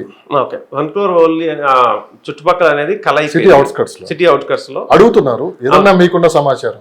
అదే ఎందుకు కలైపోయింది అంటే సిటీ అవుట్స్కర్ట్స్ పక్కన 1.5, 2 lakhs 3 lakhs పెరిగిపోవడం ఒకటి, అంటే కన్స్ట్రక్షన్ కాస్ట్ పెరిగిపోవడం ఒకటి, ల్యాండ్ డెవలప్మెంట్ కాస్ట్ పెరిగిపోవడం వల్ల రావట్లేదు. కొంచెం దూరంగా వెళ్ళాల్సిందే మీరు. లైక్ ఇప్పుడు శంషాబాద్ సిటీ అవుట్కట్స్, శంషాబాద్ లోపలికి వెళ్ళినా కూడా విల్లా కాస్ట్ మీకు కనీసం లేదంటే 2.2 crores ఉంది. వాళ్ళు 1.8 అని చూపిస్తున్నారు, అన్నిటికీ అయ్యేసరికి 2.2 crores అవుతుంది. అలా కనుక్కోవాలనుకుంటే ఏం చేయాలంటే నేను ఒక చిన్న సజెషన్ చెప్తాను, అది బెస్ట్ సజెషను, ఇది ఎవరైనా చేయగలిగితే. సిటీ ఇంటర్నల్ కానీ సిటీ అవుట్స్లో కానీ ఓకే చిన్న ప్లాట్ ఏదైనా ఒక 200 గజాలు 250 గజాల ప్లాటు తక్కువ రేట్లో వచ్చింది అనుకోండి. అంటే సపోజ్ ఏదైనా అవసరం ఉంది అమ్మేసి 45 లక్షలు 50 లక్షల్లో నిన్ను రాదంటలేదు, ఎవరికైనా అవసరం ఉన్నప్పుడు అమ్మేయచ్చు. అవుట్కట్స్లో అయితే వస్తాయి కొంచెం. ఓకే, ఆదిబట్ల సైడ్ కానీ లేదంటే ఇటు ఇప్పుడు మనకు ఎగ్జిట్ 4A దిగిన తర్వాత కానీ కొన్ని రావిరియాల సైడ్ కానీ అలాంటప్పుడు కొన్ని ప్లేసెస్ వస్తాయి. అక్కడ మనం 35, 45, 50 లక్షల్లో మనం ప్లాట్ కొనుక్కుంటే కన్స్ట్రక్షన్ ఒక కనీసం లేదంటే 70 లక్షల్లో మంచి కన్స్ట్రక్షన్ చేసుకుని 1.2లో మంచి విలా మనం కొనుక్కోవచ్చు. కానీ ఒక బిల్డర్ కట్టి ఇవ్వాలి అంటే మనకు అవ్వట్లేదు, వర్కౌట్ అవ్వట్లేదు. ఎన్ఆర్ఐలు చాలా మంది ఏంటంటే ఇప్పటి వరకు ఇల్లు కొన్నారు, ప్లాట్ కొన్నారు, విల్లాస్ కొన్నారు, అవునండి, దీని మీద కాస్త వాళ్ళకి మళ్ళీ బోర్ పెట్టినట్లుంది. ఆ, ఈసారి ఎకరాల్లో కొందాం అని చెప్పి అనుకుంటున్నారు. కరెక్ట్. సో ఎకరాలు కొంచెం దూరం అయినా పర్లేదు, తక్కువ రేట్లో కొని తర్వాత మంచి అప్రిషియేషన్ రావడం, లేదు ఇక్కడికి వచ్చి సెటిల్ అవ్వాలనుకున్నప్పుడు బ్రహ్మాండంగా ఆ యుఎస్లో కానీ ఆస్ట్రేలియాలో కానీ అంటే ఈ వ్యవసాయం ఏ విధంగా చేస్తున్నారో మోడర్న్ వ్యవసాయం అలా చేసుకోవచ్చు అని చెప్పి కూడా ఒక కొత్త ప్లాన్తో ఉన్నప్పుడు కూడా కనిపిస్తుంది. సో అసలు అది కొనొచ్చా, అట్లా కొంటే ఎక్కడ కొనాలి, ఎక్కడ కొనకూడదు? సో ఎకరాల్లో కొనే కాన్సెప్ట్ ఇప్పుడు నాకు చాలా కాల్స్ వస్తాయి. ఇప్పుడు మీ రేట్ ఎంత అని అడుగుతారు, అక్కడ ఉన్న ప్లాట్ రేట్ ఎంత అని అడుగుతారు. సో 150 స్క్వేర్ యార్డ్స్ 20 లక్షలు అని, ఎందుకు నాకు ఒక ఎకరం వస్తుంది కొంచెం ముందుకెళ్తే. ఇవి ఎక్కువ వచ్చే క్వశ్చన్స్ అనమాట. సో ఎన్ఆర్ఐలు కొనుక్కోవాలనుకున్నప్పుడు ఎకరాల్లో కొనుక్కోవాలనుకునే వాళ్ళ ఉద్దేశం తప్పైతే కాదు, బట్ వీళ్ళకి వచ్చే ఇష్యూస్ ఏమొస్తున్నాయి. ఎకరాల్లో కొనాలనుకున్నప్పుడు వీళ్ళు ఇక్కడ ఉండరు, ఏదైనా వస్తారు, ఇక్కడక్కడ బ్రోకర్స్ కానీ ఏజెంట్స్ కానీ ఏదో ఒక ల్యాండ్ చూపిస్తారు. ఓకే, ఆ చుట్టుపక్కల వచ్చేసి ప్రాపర్టీ ఎవరైతే వెంచర్స్ ఉంటాయో వాళ్ళు 15,000 20,000 గజం అమ్ముతున్నప్పుడు వీళ్ళకి 30 లక్షలు 20 లక్షలు వచ్చేస్తుంది. హ్యాపీ, చాలా తక్కువ రేటుకి వస్తుందని. దీనికి ఒక ఫెన్సింగ్ వేసుకుంటారు, అయిపోయింది అనుకుంటారు, వెళ్ళిపోతారు. అంటే నేను చూసిన చాలా కేసెస్లో ఏంటంటే ఆ ఫెన్సింగ్ వేసినప్పుడు ఏం కాదు, ఒక 1 year 2 years ఏం కాదు, రేటు పెరిగిన తర్వాత వచ్చే ఇష్యూ ఏంటంటే దాంట్లో కబ్జాలు జరుగుతాయంటే. ఎందుకంటే ఒక కంపెనీ, ఒక బ్రాండెడ్ కంపెనీ అయితే దానికి ఒక ఫెన్సింగ్ కానీ వాళ్ళకి ఒక నెట్వర్క్ ఉంటుంది కాబట్టి ఎవరు రానివ్వరు వాళ్ళు. సో ఇక్కడ వీళ్ళు ఓన్గా వేసుకున్న కంపెనీ కాబట్టి ఎవరైనా వచ్చి దాన్ని కబ్జా చేసే పరిస్థితులు కానీ, లేదా కొన్నిసార్లు అమ్మిన రైతే పక్క రైతులతో ఒకసారి వీళ్ళని విసికిచ్చి పోక్ చేసిన తర్వాత అరే నాకు ఈ ల్యాండ్ వద్దురా అనిపించిన తర్వాత అదే రైతు మళ్ళీ ల్యాండ్ కొనుక్కుంటున్నాడు. ఇలాంటి సిచ్యువేషన్స్ చాలా అద్భుతంగా ఉంటాయి వీళ్ళు. అంటే దీనికోసం ప్రాపర్టీ మేనేజ్మెంట్స్ రకరకాలుగా వస్తున్నాయి కదా ఇప్పుడు హైదరాబాద్. అంటే ఇంకా అంత ప్రాపర్టీ మేనేజ్మెంట్లో ఇప్పుడిప్పుడే వస్తుంది మీరు అన్నట్టు, ఇంకా అంత అగ్రెసివ్గా జరగలేదు. అంటే దాన్ని మేనేజ్మెంట్ చేయడానికి మొత్తం ఇయర్ కింద కన్సల్టెన్సీ తీసుకునే వరకు వస్తున్నారు. సో అలాంటి వాటి ద్వారా వెళ్తే ఏమీ రిస్క్ ఏమి ఉండదు. బట్ ఓన్గా కొనుక్కొని ఫ్రెండ్ చెప్పాడనో వేరే వాళ్ళు చెప్పారనో ల్యాండ్ తీసేసుకుని అది పక్కన పెట్టుకుని తర్వాత ఎక్కడుందో తెలియని పరిస్థితి, ఈ ₹1,00,00,000 బాధపడతారు ఎంత మొత్తం వేసిన తర్వాత. సో ఇలాంటి వాళ్ళకి ఏం చెప్తున్నానంటే ల్యాండ్ కొనుక్కునే ఉద్దేశం ఉంటే మాత్రం లోకల్లో మీకు కమాండ్ ఉంటేనే ల్యాండ్ కొనండి. అంటే ఏ ఏరియాలో కొనాలనుకుంటారో ఆ ఏరియాలో. నేను ఫర్ ఎగ్జాంపుల్ ఒక అతను నాకు కర్నూలు నుంచి వచ్చారు. సో హైదరాబాద్లో ఒక 2 ఎకరాలు కొందాం అనుకుంటున్నాను అన్నారు. నేనేం సజెస్ట్ చేశానంటే హైదరాబాద్లో 2 ఎకరాలు కొంటాను, ఇక్కడ ఎవరైనా తెలిసిన వాళ్ళు ఉన్నారా, ఎవరో తెలిసిన వాళ్ళు లేరు, కొనే. నేనేమన్నానంటే కర్నూలులోనే హైవేకి కానీ రోడ్డు దగ్గరలో ఉన్నప్పుడు ఒక 2 ఎకరాలు తీసి పెట్టుకోండి. ఇది మీ ఊరు, అది మీకు కాన్ఫిడెంట్గా ఉంటుంది, దాని యొక్క సమాచారం పూర్తిగా తెలుస్తుంది. కరెక్ట్గా పాయింట్ కర్నూలు అన్నారు. నేను అనేది ఏంటంటే ఇప్పుడు అమరావతి చుట్టుపక్కల ఎకరాల్లో ల్యాండ్ దొరుకుతుంది. ఎస్, ఇదే రైట్ టైము. అసలు నిజంగా ఇన్వెస్ట్ చేసేవాడు ఎవడన్నా తెలియగలడు ఎవడన్నా అంటే అమరావతి దాటి అంటే నేర్మయ్య సత్తెనపల్లి లేదా పిడుగురాళ్ళ అంటే కొన్ని ప్లేసెస్ నర్సుకోపేట చీరాల అయితే అసలు లేవులేండి 5 కోట్లు 6 కోట్ల దాకా, చిలకలూరుపేట అటు వెళ్తే గన్నవరం దాటి నూజివీడు అట్లా ఈ చుట్టుపక్కల ఎకరం వచ్చేసి ఒక 30 లక్షల నుంచి 30 లక్షల లోపే ఉంది, కొన్ని చోట్ల 30 లక్షలు 40 లక్షలు ఆ రేంజ్లో దొరుకుతున్నాయి. అసలు ఇప్పుడు కొనుక్కున్న వాడికి మంచి టైం అని చెప్పి కూడా ఇది భవిష్యత్తులో అక్కడ డెవలప్మెంట్స్ ఏ విధంగా ఉండబోతున్నాయి, సిటీ ఏ విధంగా డెవలప్ అవబోతుంది. ఒకప్పుడు హైదరాబాద్ శివార్ ప్రాంతాలు ఏవైతున్నాయో కోకాపేట కావచ్చు, ఇవన్నీ ఇలాంటి గచ్చిబౌలి ఇట్లా ఒకప్పుడు ఊరు చివరే కదా, వీటిన్నిటికి ఫ్యూచర్లో డిమాండ్ విపరీతంగా ఉంటుందని చెప్పి కూడా వినిపిస్తున్నమాట. ఎస్పెషల్లీ ఎన్ఆర్ఐలు కూడా దాని దృష్టిలో పెట్టుకొని కూడా అలా ముందుకు వెళ్ళడానికి ఇష్టపడుతున్నారని చెప్పి మనకున్న సమాచారం. దీని మీరే ఉంటారు. కరెక్ట్ అండి. నాకు వచ్చింది ఏంటంటే అమరావతిలో మీరు చెప్పిన చాలా నాకు అంటే మీరు ఏ క్వశ్చన్ చెప్పినా దానికి ఎంతో ఎవరో కస్టమర్ కనెక్ట్ అవుతూనే ఉంటారు నాకు. సో చాలా మంది అమరావతిలో ఇన్వెస్ట్ చేస్తాం అనుకుంటున్నారు, మీరు అమరావతి నుంచి కొంచెం దూరంగా ఇన్వెస్ట్ చేద్దాం అనుకుంటున్నాను, ఇక్కడ ఈ ఏరియాకి వచ్చే సపోర్ట్ అండి. అయితే నేనేమంటున్నానంటే అమరావతిలో ఒకటి ఏం జరగబోతుంది అంటే రైతులు కానీ ఎవరు కానీ ఎకరం ఎంతకు వెళ్తుంది అని చెక్ చేసుకుంటున్నారు కానీ అమ్మట్లేదు. ఇక్కడ ఇష్యూ ఏం జరిగిందంటే చెక్ చేసుకున్న పర్సన్ అమ్మేసుకున్నాడు అనుకోండి, ఆ రేటు అనేది ఫిక్స్ అవుతుంది. ఎలాంటి సిచ్యువేషన్ వచ్చిందంటే ఇక్కడ ఎకరం మీరు చెప్పారు ఇందాక 30 ఎకరాలు అనుకోండి, రైతు ఏం చేస్తారంటే ఈ అమరావతి మంచి డిమాండ్ వస్తుంది కదా, నా పొలం ఎంతకు అమ్ముతుంది ఆయనకు అవసరం లేదు, అమ్మాల్సిన అవసరం లేదు, బట్ టెస్ట్ చేసుకుంటున్నాడు. 30 లక్షలు కదా ఎంతకు ఇస్తామని అడిగితే ఒక 30 లక్షలు ఇద్దామనుకుంటే వద్దులే నాకు మొన్న 40 లక్షలు ఇచ్చాడు అంటాడు. సో ఈయన ఏం చేస్తారంటే ఆయనకి ఇంట్రెస్ట్ ఉంది ఆ ఏరియాస్లో, సో 35 లక్షలు ఇస్తానంటాడు. కరెక్ట్గా చెప్పారు. ఓకే, 35 లక్షలు ఇచ్చిన తర్వాత నేను ఆలోచించి చెప్తాను మా పిల్లల్ని అడగంటాడు, ఆయన అక్కడి నుంచి స్కిప్ అవుతాడు. తర్వాత వేరే వాళ్ళకి ఏం చెప్తారంటే మొన్నే వచ్చాడు 40 లక్షలకి అడిగాడు, ఈయన ఇంకో 5 లక్షలు వేస్తే 40 లక్షలకి అడిగాడు. పక్క పొలం కూడా అతను ఏమనుకుంటాడంటే నా పక్క పొలం 40 లక్షలకి అడిగినప్పుడు నాకు కూడా 40 లక్షలు వస్తుంది, రేపు పొద్దున్న ఆయన ఎప్పుడన్నా నిజంగా అమ్మాలనుకున్నప్పుడు ఎంత అని అడిగితే 40 లక్షలు. సో ఇంకొక మీరన్నట్టు ఒక ఎన్ఆర్ఐ దగ్గర డబ్బులు బాగున్న పర్సన్ 40కైనా కొందాంలే అనుకుంటున్నప్పుడు 40 కూడా ఇవ్వట్లేదు. ఈ ఫాల్స్ అప్రిషియేషన్ పెరిగిపోవడం వల్ల ఏంటంటే కన్ఫ్యూజన్ స్టేట్ ఏర్పడింది. యాక్చువల్గా ట్రాన్సాక్షన్స్ జరిగితే అక్కడ ల్యాండ్ రేట్ ఫిక్స్ అవుతుంది మీకు, ఒక 30 లక్షల 40 లక్షల 50 లక్షలు. ఈ ట్రాన్సాక్షన్లే జరగట్లేదు, అంతా కూడా ఒక గ్యామ్లింగ్లా జరుగుతుంది అన్నమాట. వాళ్ళు చెప్పుకుంటున్నారు, చూస్తున్నారు. అంటే ఈ పరిస్థితి పోతే తప్ప ఇన్వెస్టర్స్కి రైట్ టైం కాదని చెప్తున్నాను. సో ఎన్ఆర్ఐల కోసం పర్టికులర్గా టైమింగ్ ఏమైనా ఉందో మీతో మాట్లాడాలంటే ఇదే మీరు అన్నట్లు ఈ ఎకరాల్లో కావచ్చు కాన్సెప్ట్ చాలా ఆలోచనలు ఇప్పుడు వాళ్ళకి మాట్లాడాలనుకుంటున్నారు. నాకు ఎన్ఆర్ఐలు 100% అంటే చాలా కంట్రీస్, నేను 25 కంట్రీస్కి ఎన్ఆర్ఐ పోర్ట్ఫోలియో మేనేజ్మెంట్ చేస్తున్నాను. US, UK, Canada, Spain, Dubai, okay, ఇలా చాలా కంట్రీస్తో నేను వర్క్ ఫోన్ లిఫ్ట్ చేయరని ఒక ఇది ఉంది. అంటే ఫోన్ ఎందుకంటే వాళ్ళ టైమింగ్ దానికోసం పర్టికులర్గా ఒక టైం కానీ ఒక నెంబర్ కానీ అవును మీరు ఏమైనా కేటాయించవచ్చు. చూడండి, నాకు ఎవరైనా ఎన్ఆర్ఐస్ వాట్సాప్లో కనుక లేదంటే నాకు ఒక చాట్ మెయిల్లో కనుక ఏదైనా నాకు ఇన్ఫర్మేషన్ పంపిస్తాను, 100% ఒక టైం చూసుకుని వాళ్ళతో మాట్లాడటానికి మెయిల్ అండ్ ఫోన్ నెంబర్ ఒకసారి. ఓకే, సో నాకు ఎవరైనా ఎన్ఆర్ఐలు కనెక్ట్ అవ్వాలనుకుంటే వాళ్ళకి సంబంధించిన ఇన్వెస్ట్మెంట్స్ ఎక్కడ పెట్టాలి, దానికి అప్రిషియేషన్స్ రేంజ్ ఎలాగొస్తాయి, ఇలాంటి అనాలిసిస్ అంతా కూడా నేను 100% ఇవ్వగలను. ఎవరైనా నన్ను కాంటాక్ట్ చేయాలనుకుంటే మొబైల్ నెంబర్ 9391151121 అండ్ మనకి మీరు venkiaryan@gmail.com venkiaryan@gmail.com ఈ రెండింటిలో దేనికైనా మీరు మెయిల్ అయినా చేయొచ్చు, లేదంటే నాకు కాల్ చేసినా కూడా 100% నేను నాకున్న నాలెడ్జ్ని షేర్ చేయడానికి 100% మీకు సపోర్ట్ చేస్తాను. మొదట్లో అడగాల్సిన ప్రశ్న లాస్ట్లో అడుగుతున్నాను. చెప్పండి, ఎవరి ఆర్యన్? అంటే మీడియా రంగంలో కూడా సుదీర్ఘ అనుభవం ఉంది. ఎస్ అండి. సో ఓకే, దాంట్లో పర్లేదు. తర్వాత వేరే బిజినెస్లోకి వెళ్ళారు, సక్సెస్ చూద్దాం అనుకున్నారు, అనుకున్నంత ఆశించిన ఫలితాలు రాలేదు. సో మీరు చివరికి ఎదుర్కొంది ఏంటంటే రియల్ ఎస్టేట్. చాలామంది ఇలా రియల్ ఎస్టేట్ ఎదుర్కొంటూ వచ్చి ఫెయిల్ అవుతూ ఉంటారు. ఇందులో సినిమాలో సక్సెస్ రేట్ ఎంత ఉందో రియల్ ఎస్టేట్లో కూడా అంతే ఉంది. ఓకే, ఫెయిల్యూర్కి రకరకాల కారణాలు ఉన్నాయి. ఇక్కడ నిలబడాలంటే అసలు ముందు బేసిక్స్ ఏ ఉండాలి? సో రియల్ ఎస్టేట్లో నిలబడాలంటే బేసిక్ ఫస్ట్ క్వాలిటీ హానెస్టీ ఉండాలి, ట్రాన్స్పరెన్సీ ఉండాలి. ఈ హానెస్టీ లేకపోతే ఏ కంపెనీలోకి వెళ్ళినా ఎంత గొప్ప బ్రాండ్ని మీరు ప్రమోట్ చేసినా కూడా అది జీరో అవుతుంది. సో హానెస్టీ అనేది దేంట్లో ఉండాలంటే ప్రతి దాంట్లోనే డబ్బులు వస్తాయి. ఎవరు కూడా నేను సోషల్ సర్వీస్కి చేస్తారంటలేదు. వచ్చే డబ్బులో మీరు ఇచ్చేది ఎలా ఉండాలంటే మనస్ఫూర్తిగా వాళ్ళకి కావాల్సిన సమాచారం ప్రాపర్గా మన ఇంట్లో మన సిస్టర్స్కి ఎలా ఇస్తాము, ఫ్రెండ్స్కి ఎలా ఇస్తాము, అలా ఇవ్వగలిగితే ఈ ఇండస్ట్రీలో నిలబడటానికి ఛాన్సెస్ ఉంది.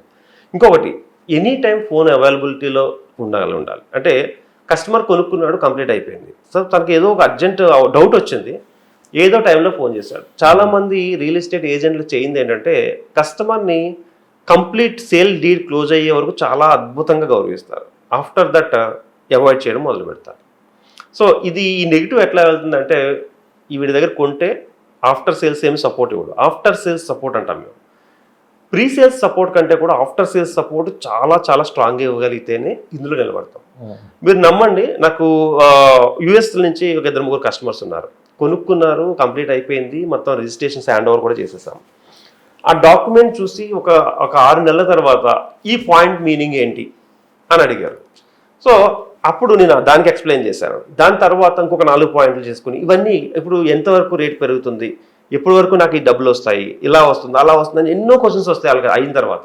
సో వాటికి ఓపికగా సమాధానం చెప్పగలరు. ఇందులో పేషెన్సీ చాలా చాలా ఇంపార్టెంట్ అండి. అంటే కస్టమర్ చాలామంది అంటారు కస్టమర్ ఎప్పటికైనా అంటే ఇవాళ కాకపోయినా రేపటికైనా ఇన్ ఫ్యూచర్లో కొనకపోయినా అదే విధంగా ట్రీట్ చేస్తాను.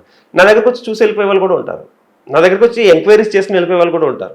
సో వీళ్ళందరినీ కూడా నేను ఎప్పుడు కూడా ఎంత చెప్పినా కూడా వాళ్ళ స్టైల్లో వాళ్ళే చేసుకునే వాళ్ళు ఉంటారు. రీసెంట్గా నాకు ఒక ఎంక్వైరీ వచ్చింది. సో వాళ్ళు అడిగింది ఏంటంటే నా దగ్గర ఒక 50 లక్షలు ఉంది, ఓకే, ఇల్లు అమ్మితే ఒక 30, వాళ్ళ విజయవాడలో ఉంటారు, విజయవాడలో ఇల్లు అమ్మితే 30 లక్షలు వస్తుంది. మా అబ్బాయికి ఒక విల్లా కొనిద్దాం అనుకుంటున్నాను, మీ సజెషన్ ఏంటి? కొంచెం కావాలంటే అప్పు తీసుకుంటాను. నేను అన్నాను మీ అబ్బాయికి పెళ్ళి అయిందా అని అడిగాను. పెళ్ళి అయిందంటే లేదండి ఇంకా అవ్వలేదన్నారు. ఏం చేస్తున్నాడంటే సాఫ్ట్వేర్ ఇంజనీర్ అని చెప్పాను. మీరు విల్లా కొనిపెట్టేస్తారు, ఆ ఏరియాలోనే జాబ్ చేయాలని నాకు ఏమీ ఉండదు. ఆయన ఏ ఏరియా అంటే ఎక్కడైతే ఆఫీస్ ఉంటుందో దగ్గరగా ఆడికి వెళ్ళిపోతాడు. ఈ విల్లా ఎందుకంటే కంఫర్ట్ ఉండాలని చూస్తున్నారు, బట్ ఆయన కంఫర్ట్ ఎప్పుడు ఉంటుంది అంటే వాళ్ళు సెటిల్ అయిన తర్వాత ఉంటుంది. సో అలాంటి టైంలో ఇన్వెస్ట్మెంట్ ఇన్ సమ్ ఎక్కడైనా ల్యాండ్ మీద చేసుకుని అదే టైంలో మీకు కావాల్సి వచ్చిన ప్లేస్లో అపార్ట్మెంట్ కొనుక్కుని అట్లా చేసుకుంటే బెస్ట్ అన్నాను. నేనేమన్నా అంటే సజెషన్స్ చెప్పేటప్పుడు వాళ్ళకి తెలియని కోణం 360 డిగ్రీస్ యాంగిల్లో వాళ్ళని అనలైజ్ చేసుకోవాలి. ఓకే, యాటిట్యూడ్ ఈజ్ మ్యాటర్స్ అండి. ఇందులో యాటిట్యూడ్ ఈజ్ ఆల్వేస్ మ్యాటర్స్. అంటే ఎంత ఎదిగినా ఒదిగి ఉండాలంటారు కదా, ఇందులో కనుక ఎవడైనా కొంచెం ఎదిగిన తర్వాత కాలం ఎగరేస్తే 100% కాలం తొక్కేస్తుంది, పక్కనున్న సొసైటీ తొక్కేస్తుంది, ఇండస్ట్రీ తొక్కేస్తుంది. నేనేమంటానంటే ఎంత ఎదిగినా ఒదిగి ఉండగలిగితే దీంట్లో అది, ఎందుకంటే అది చాలా చాలా ఇంపార్టెంట్. నిజం చెప్పాలంటే దీనికి క్వాలిటీస్ మెజర్మెంట్స్ ఏమి ఉండదండి. Our attitude matters. మనల్ని మన యాటిట్యూడ్ని చూసే కస్టమర్గా ఉంటారు. ఓకే, మనం చెప్పే విధానం వాళ్ళకి నచ్చితేనే వాళ్ళకి ఉంటారు, మనం ఇచ్చే సర్వీస్ నచ్చితేనే కొంటారు. హానెస్టీగా నాకు తెలియదు ఉంటే తెలియదని చెప్తాను నేను. పొరపాటు జరిగింది అనుకోండి, ఎప్పుడైనా ఇలా జరిగితే సారీ సార్ దీన్ని పొరపాటు జరిగింది, దీన్ని ఇలా కవర్ చేస్తున్నాం మనం అంటే. ఈ హానెస్టీ ఒకటి, యాటిట్యూడ్ ఒకటి, ఈ రెండు మ్యాటర్స్ అండి. సో నన్ను నిలబెట్టిని అంటే 100% నేను చెప్పుకుంటాను, బై 100% కాన్ఫిడెంట్గా చెప్పుకుంటాను. నా యాటిట్యూడ్ అనుకుంటాను అంటే నేను ఇంకా చేసుకుంటూనే ఉన్నాను. జీరో ఈగో అనేది చాలా ఇంపార్టెంట్. కస్టమర్ ఒక్కొక్కసారి మాట్లాడినప్పుడు ఈగోని పుష్ చేసేలా కూడా మాట్లాడతారు. అప్పుడు కూడా ఎమోషనల్ ఇంటెలిజెన్స్ అంటాం మనం. సో ఆ ఎమోషనల్ ఇంటెలిజెన్స్ అనేది మనం మేనేజ్ చేయగలిగితే, బికాజ్ అతనే పొజిషన్లో ఉన్నాడు, అతను ఎందుకు మనల్ని బ్లేమ్ చేస్తున్నాడు, అది కూడా మనం ఆలోచించుకోగలిగితే కస్టమర్ ఇప్పుడు కాదు కదా 10 సంవత్సరాలు 20 సంవత్సరాలు కూడా మనల్ని వదిలిపోవడం. ఇప్పుడు చాలా సమయం అయిపోయింది. సో ఒక ఇంపార్టెంట్ ప్రశ్న ఒకటి మిగిలిపోయింది. ఈ టెక్నాలజీ ఎఫెక్ట్ కూడా మార్కెట్ మీద ఏమైనా చూపిస్తుంది? ఎందుకంటే ఏ టెక్నాలజీ వచ్చిన తర్వాత సాఫ్ట్వేర్ రంగంపై కూడా కాస్త అనుమానాలు అయితే ఉన్నాయి. సో వాళ్ళు కూడా ముందుకు వచ్చి ఇన్వెస్ట్ చేయడానికి భయపడుతున్నారు, ఫ్యూచర్ ఎలా ఉంటుందో తెలియదు, సో మొత్తం లాక్ అయిపోయామంటే పరిస్థితి ఏంటని చెప్పి కూడా ఒక గందరగోళంలో ఉన్నారంటే. అంటే ఏ టెక్నాలజీని రియల్ ఎస్టేట్ని నెక్స్ట్ లెవెల్కి తీసుకెళ్తుంది కానీ దానికి పడగొట్టే పరిస్థితి అయితే లేదు. ఎందుకంటే ఎంత ఏ టెక్నాలజీ వచ్చినా, చాట్ జీపీటీ వచ్చింది, మీకు ఏ మ్యాటర్ కావాలంటే ఆ మ్యాటర్ ఇచ్చేస్తుంది. ఇప్పుడు వెబ్సైట్ కావాలంటే మనుషులతో పని లేదు, అదే ఇచ్చేస్తుంది, అది ఇస్తుంది ఇన్వెస్టర్స్. అదే నేను అంటున్నది. కానీ ఏ టెక్నాలజీ కూడా ల్యాండ్ క్రియేట్ చేయలేదు. అదొక అడ్వాంటేజ్ ఏంటంటే ఏ టెక్నాలజీని క్రియేట్ చేసినా కూడా ల్యాండ్ క్రియేట్ చేయలేదు. అందుకే చైనా వాళ్ళు అన్నింటినీ చేశారు కానీ ల్యాండ్ క్రియేట్ చేయలేకపోతారు. ఈవెన్ సూర్యుడిని కూడా డూప్లికేట్ చేస్తున్నారు వీళ్ళు. సో నేనేమన్నానంటే అదొక అడ్వాంటేజ్ ఉంది. టెక్నాలజీ అనేది నెక్స్ట్ లెవెల్కి తీసుకెళ్తుంది. యాక్చువల్గా మీరు ఒక 10-20 సంవత్సరాల క్రితం చూడండి, ఇప్పుడు చూడండి, రిజిస్ట్రేషన్ ప్రాసెస్లో ఎంత ఈజీ అయింది. ఇప్పుడు ఆన్లైన్లో రీసెంట్గా వచ్చినప్పుడు మనం ఇక్కడి నుంచే ఆన్లైన్లో చేసుకోవచ్చు. ఒకప్పుడు అక్కడికి వెళ్ళాలి, వెయిట్ చేయాలి, ఇంత ప్రాసెస్ ఉండేది. టెక్నాలజీ పరంగా మనకి ప్లస్ ఉంది. నేను అనేది ఏంటంటే స్ట్రైట్గా సెక్యూరిటీ జాబులే ఇంకా సెక్యూరిటీ లేని జాబులు అయిపోతున్నాయి. రేపు పరిస్థితులు ఎలా ఉంటాయో తెలియదు, ఎడాపెడా అప్పుడైతే కొనేశారు. అసలు మీకు సాఫ్ట్వేర్ మార్కెట్ చాలా పెద్దది, దీంట్లో 100% కాస్త ఇది కూడా దీని ఎఫెక్ట్ ఏదో కొద్దిగా చూపిస్తున్నట్టు కూడా కనిపిస్తుంది. దీన్ని మీరు ఎంతవరకు బిలీవ్ చేస్తారు? చాలా మంది భయపెట్టేస్తుంది ఏంటంటే రేపు జాబులు పోతాయి అని. ఓకే, ఒక రోబోని కనిపెట్టినా, ఒక టెక్నాలజీని కనిపెట్టినా మనిషే కనిపెట్టాలి. దాన్ని మళ్ళీ ఆపరేట్ చేయాలన్నా మనిషే కావాలి. ఇప్పుడు రోబోని మీరు కనిపెట్టారు, రోబో ఏం చేస్తుందంటే ఒక మనిషి చేసే పనులన్నీ చేస్తుంది, బట్ దాన్ని సెట్ చేయాల్సింది మళ్ళీ మనిషే. అంటే టెక్నాలజీ పెరిగే కొద్దీ కొత్త జాబ్స్ క్రియేట్ అవుతాయి. ఓకే, ఎవరైతే లెర్నింగ్ ప్రాసెస్లో ముందుకెళ్తారో వాళ్ళందరూ సక్సెస్ అయిపోతారు, దాన్ని నేర్చుకోలేరు వాళ్ళందరూ ఫెయిల్ అయిపోతారు. సో నాకున్న నాలెడ్జ్ ప్రకారం నేను ఏం చెప్పాలంటే టెక్నాలజీ పెరగడం అనేది జాబ్స్లో చేంజెస్ వస్తాయి. అంటే ఇక్కడ డేటా అనలిస్ట్ చేసే పని అంతా కంప్యూటర్ చేసే. ఏంటంటే ఏదైనా 2 సంవత్సరాలు అయితే ఒక క్లారిటీ రాదు. అంటే ఈ టెక్నాలజీ చాలా అందరికి ఇప్పుడు తెలిసిపోయింది. ఏ టెక్నాలజీ మీకు ఒక 7-8 ఇయర్స్ అయినా పడుతుంది. అంటే ఏ టెక్నాలజీ మనకి అంత అందుబాటులోకి రావాలంటే ఒక 7-8 ఇయర్స్ పడుతుంది. ఎందుకంటే కన్ఫ్యూజ్ వాతావరణం బయటికి రావడానికి, కన్ఫ్యూజ్ వాతావరణంలో బయట రావడానికి అయితే పడుతుంది, ఒక 1 or 2 ఇయర్స్ అయితే పడుతుంది. సో మార్కెట్లో ఏం జరిగిందో ముందు పరిణామాలే మనం కూడా చూద్దాం. తప్పకుండా. థ్యాంక్ యూ సో మచ్ అండి, thank you for valuable time. చాలా మంది మీ డీటెయిల్స్ కూడా అడుగుతున్నారు, ఒకసారి మా ప్రేక్షకుల కోసం మీరు. Okay, so first of all thank you real boom. And మీరు ఎవరైనా ఎలాంటి సజెషన్స్ కావాల్సి వచ్చినా, అది ఒకసారి సిల్లీ సజెషన్ అన్న అడగొచ్చు, పెద్ద ఇంపార్టెంట్ సజెషన్ అన్న అడగొచ్చు. So you can contact me. నేను ఎనీ టైం మీకు ఒకవేళ మొబైల్లో నేను అందుబాటులో లేకపోయినా వాట్సాప్లో మీరు నాకు పింక్ చేసినట్లయితే 100% నా టైం చూసుకుని షెడ్యూల్ ఫిక్స్ చేస్తాను. నా నెంబర్ 9391151121. సో ఎలాంటి క్వశ్చన్ అయినా మీరు అడగండి. ప్రజెంట్ 100% మీకు అక్యురేట్గా చెప్పడానికి ట్రై చేస్తాను నాకున్న నాలెడ్జ్ ఉపయోగించి. Thank you. So thank you sir, thank you so much, thank you. Thank you అండి.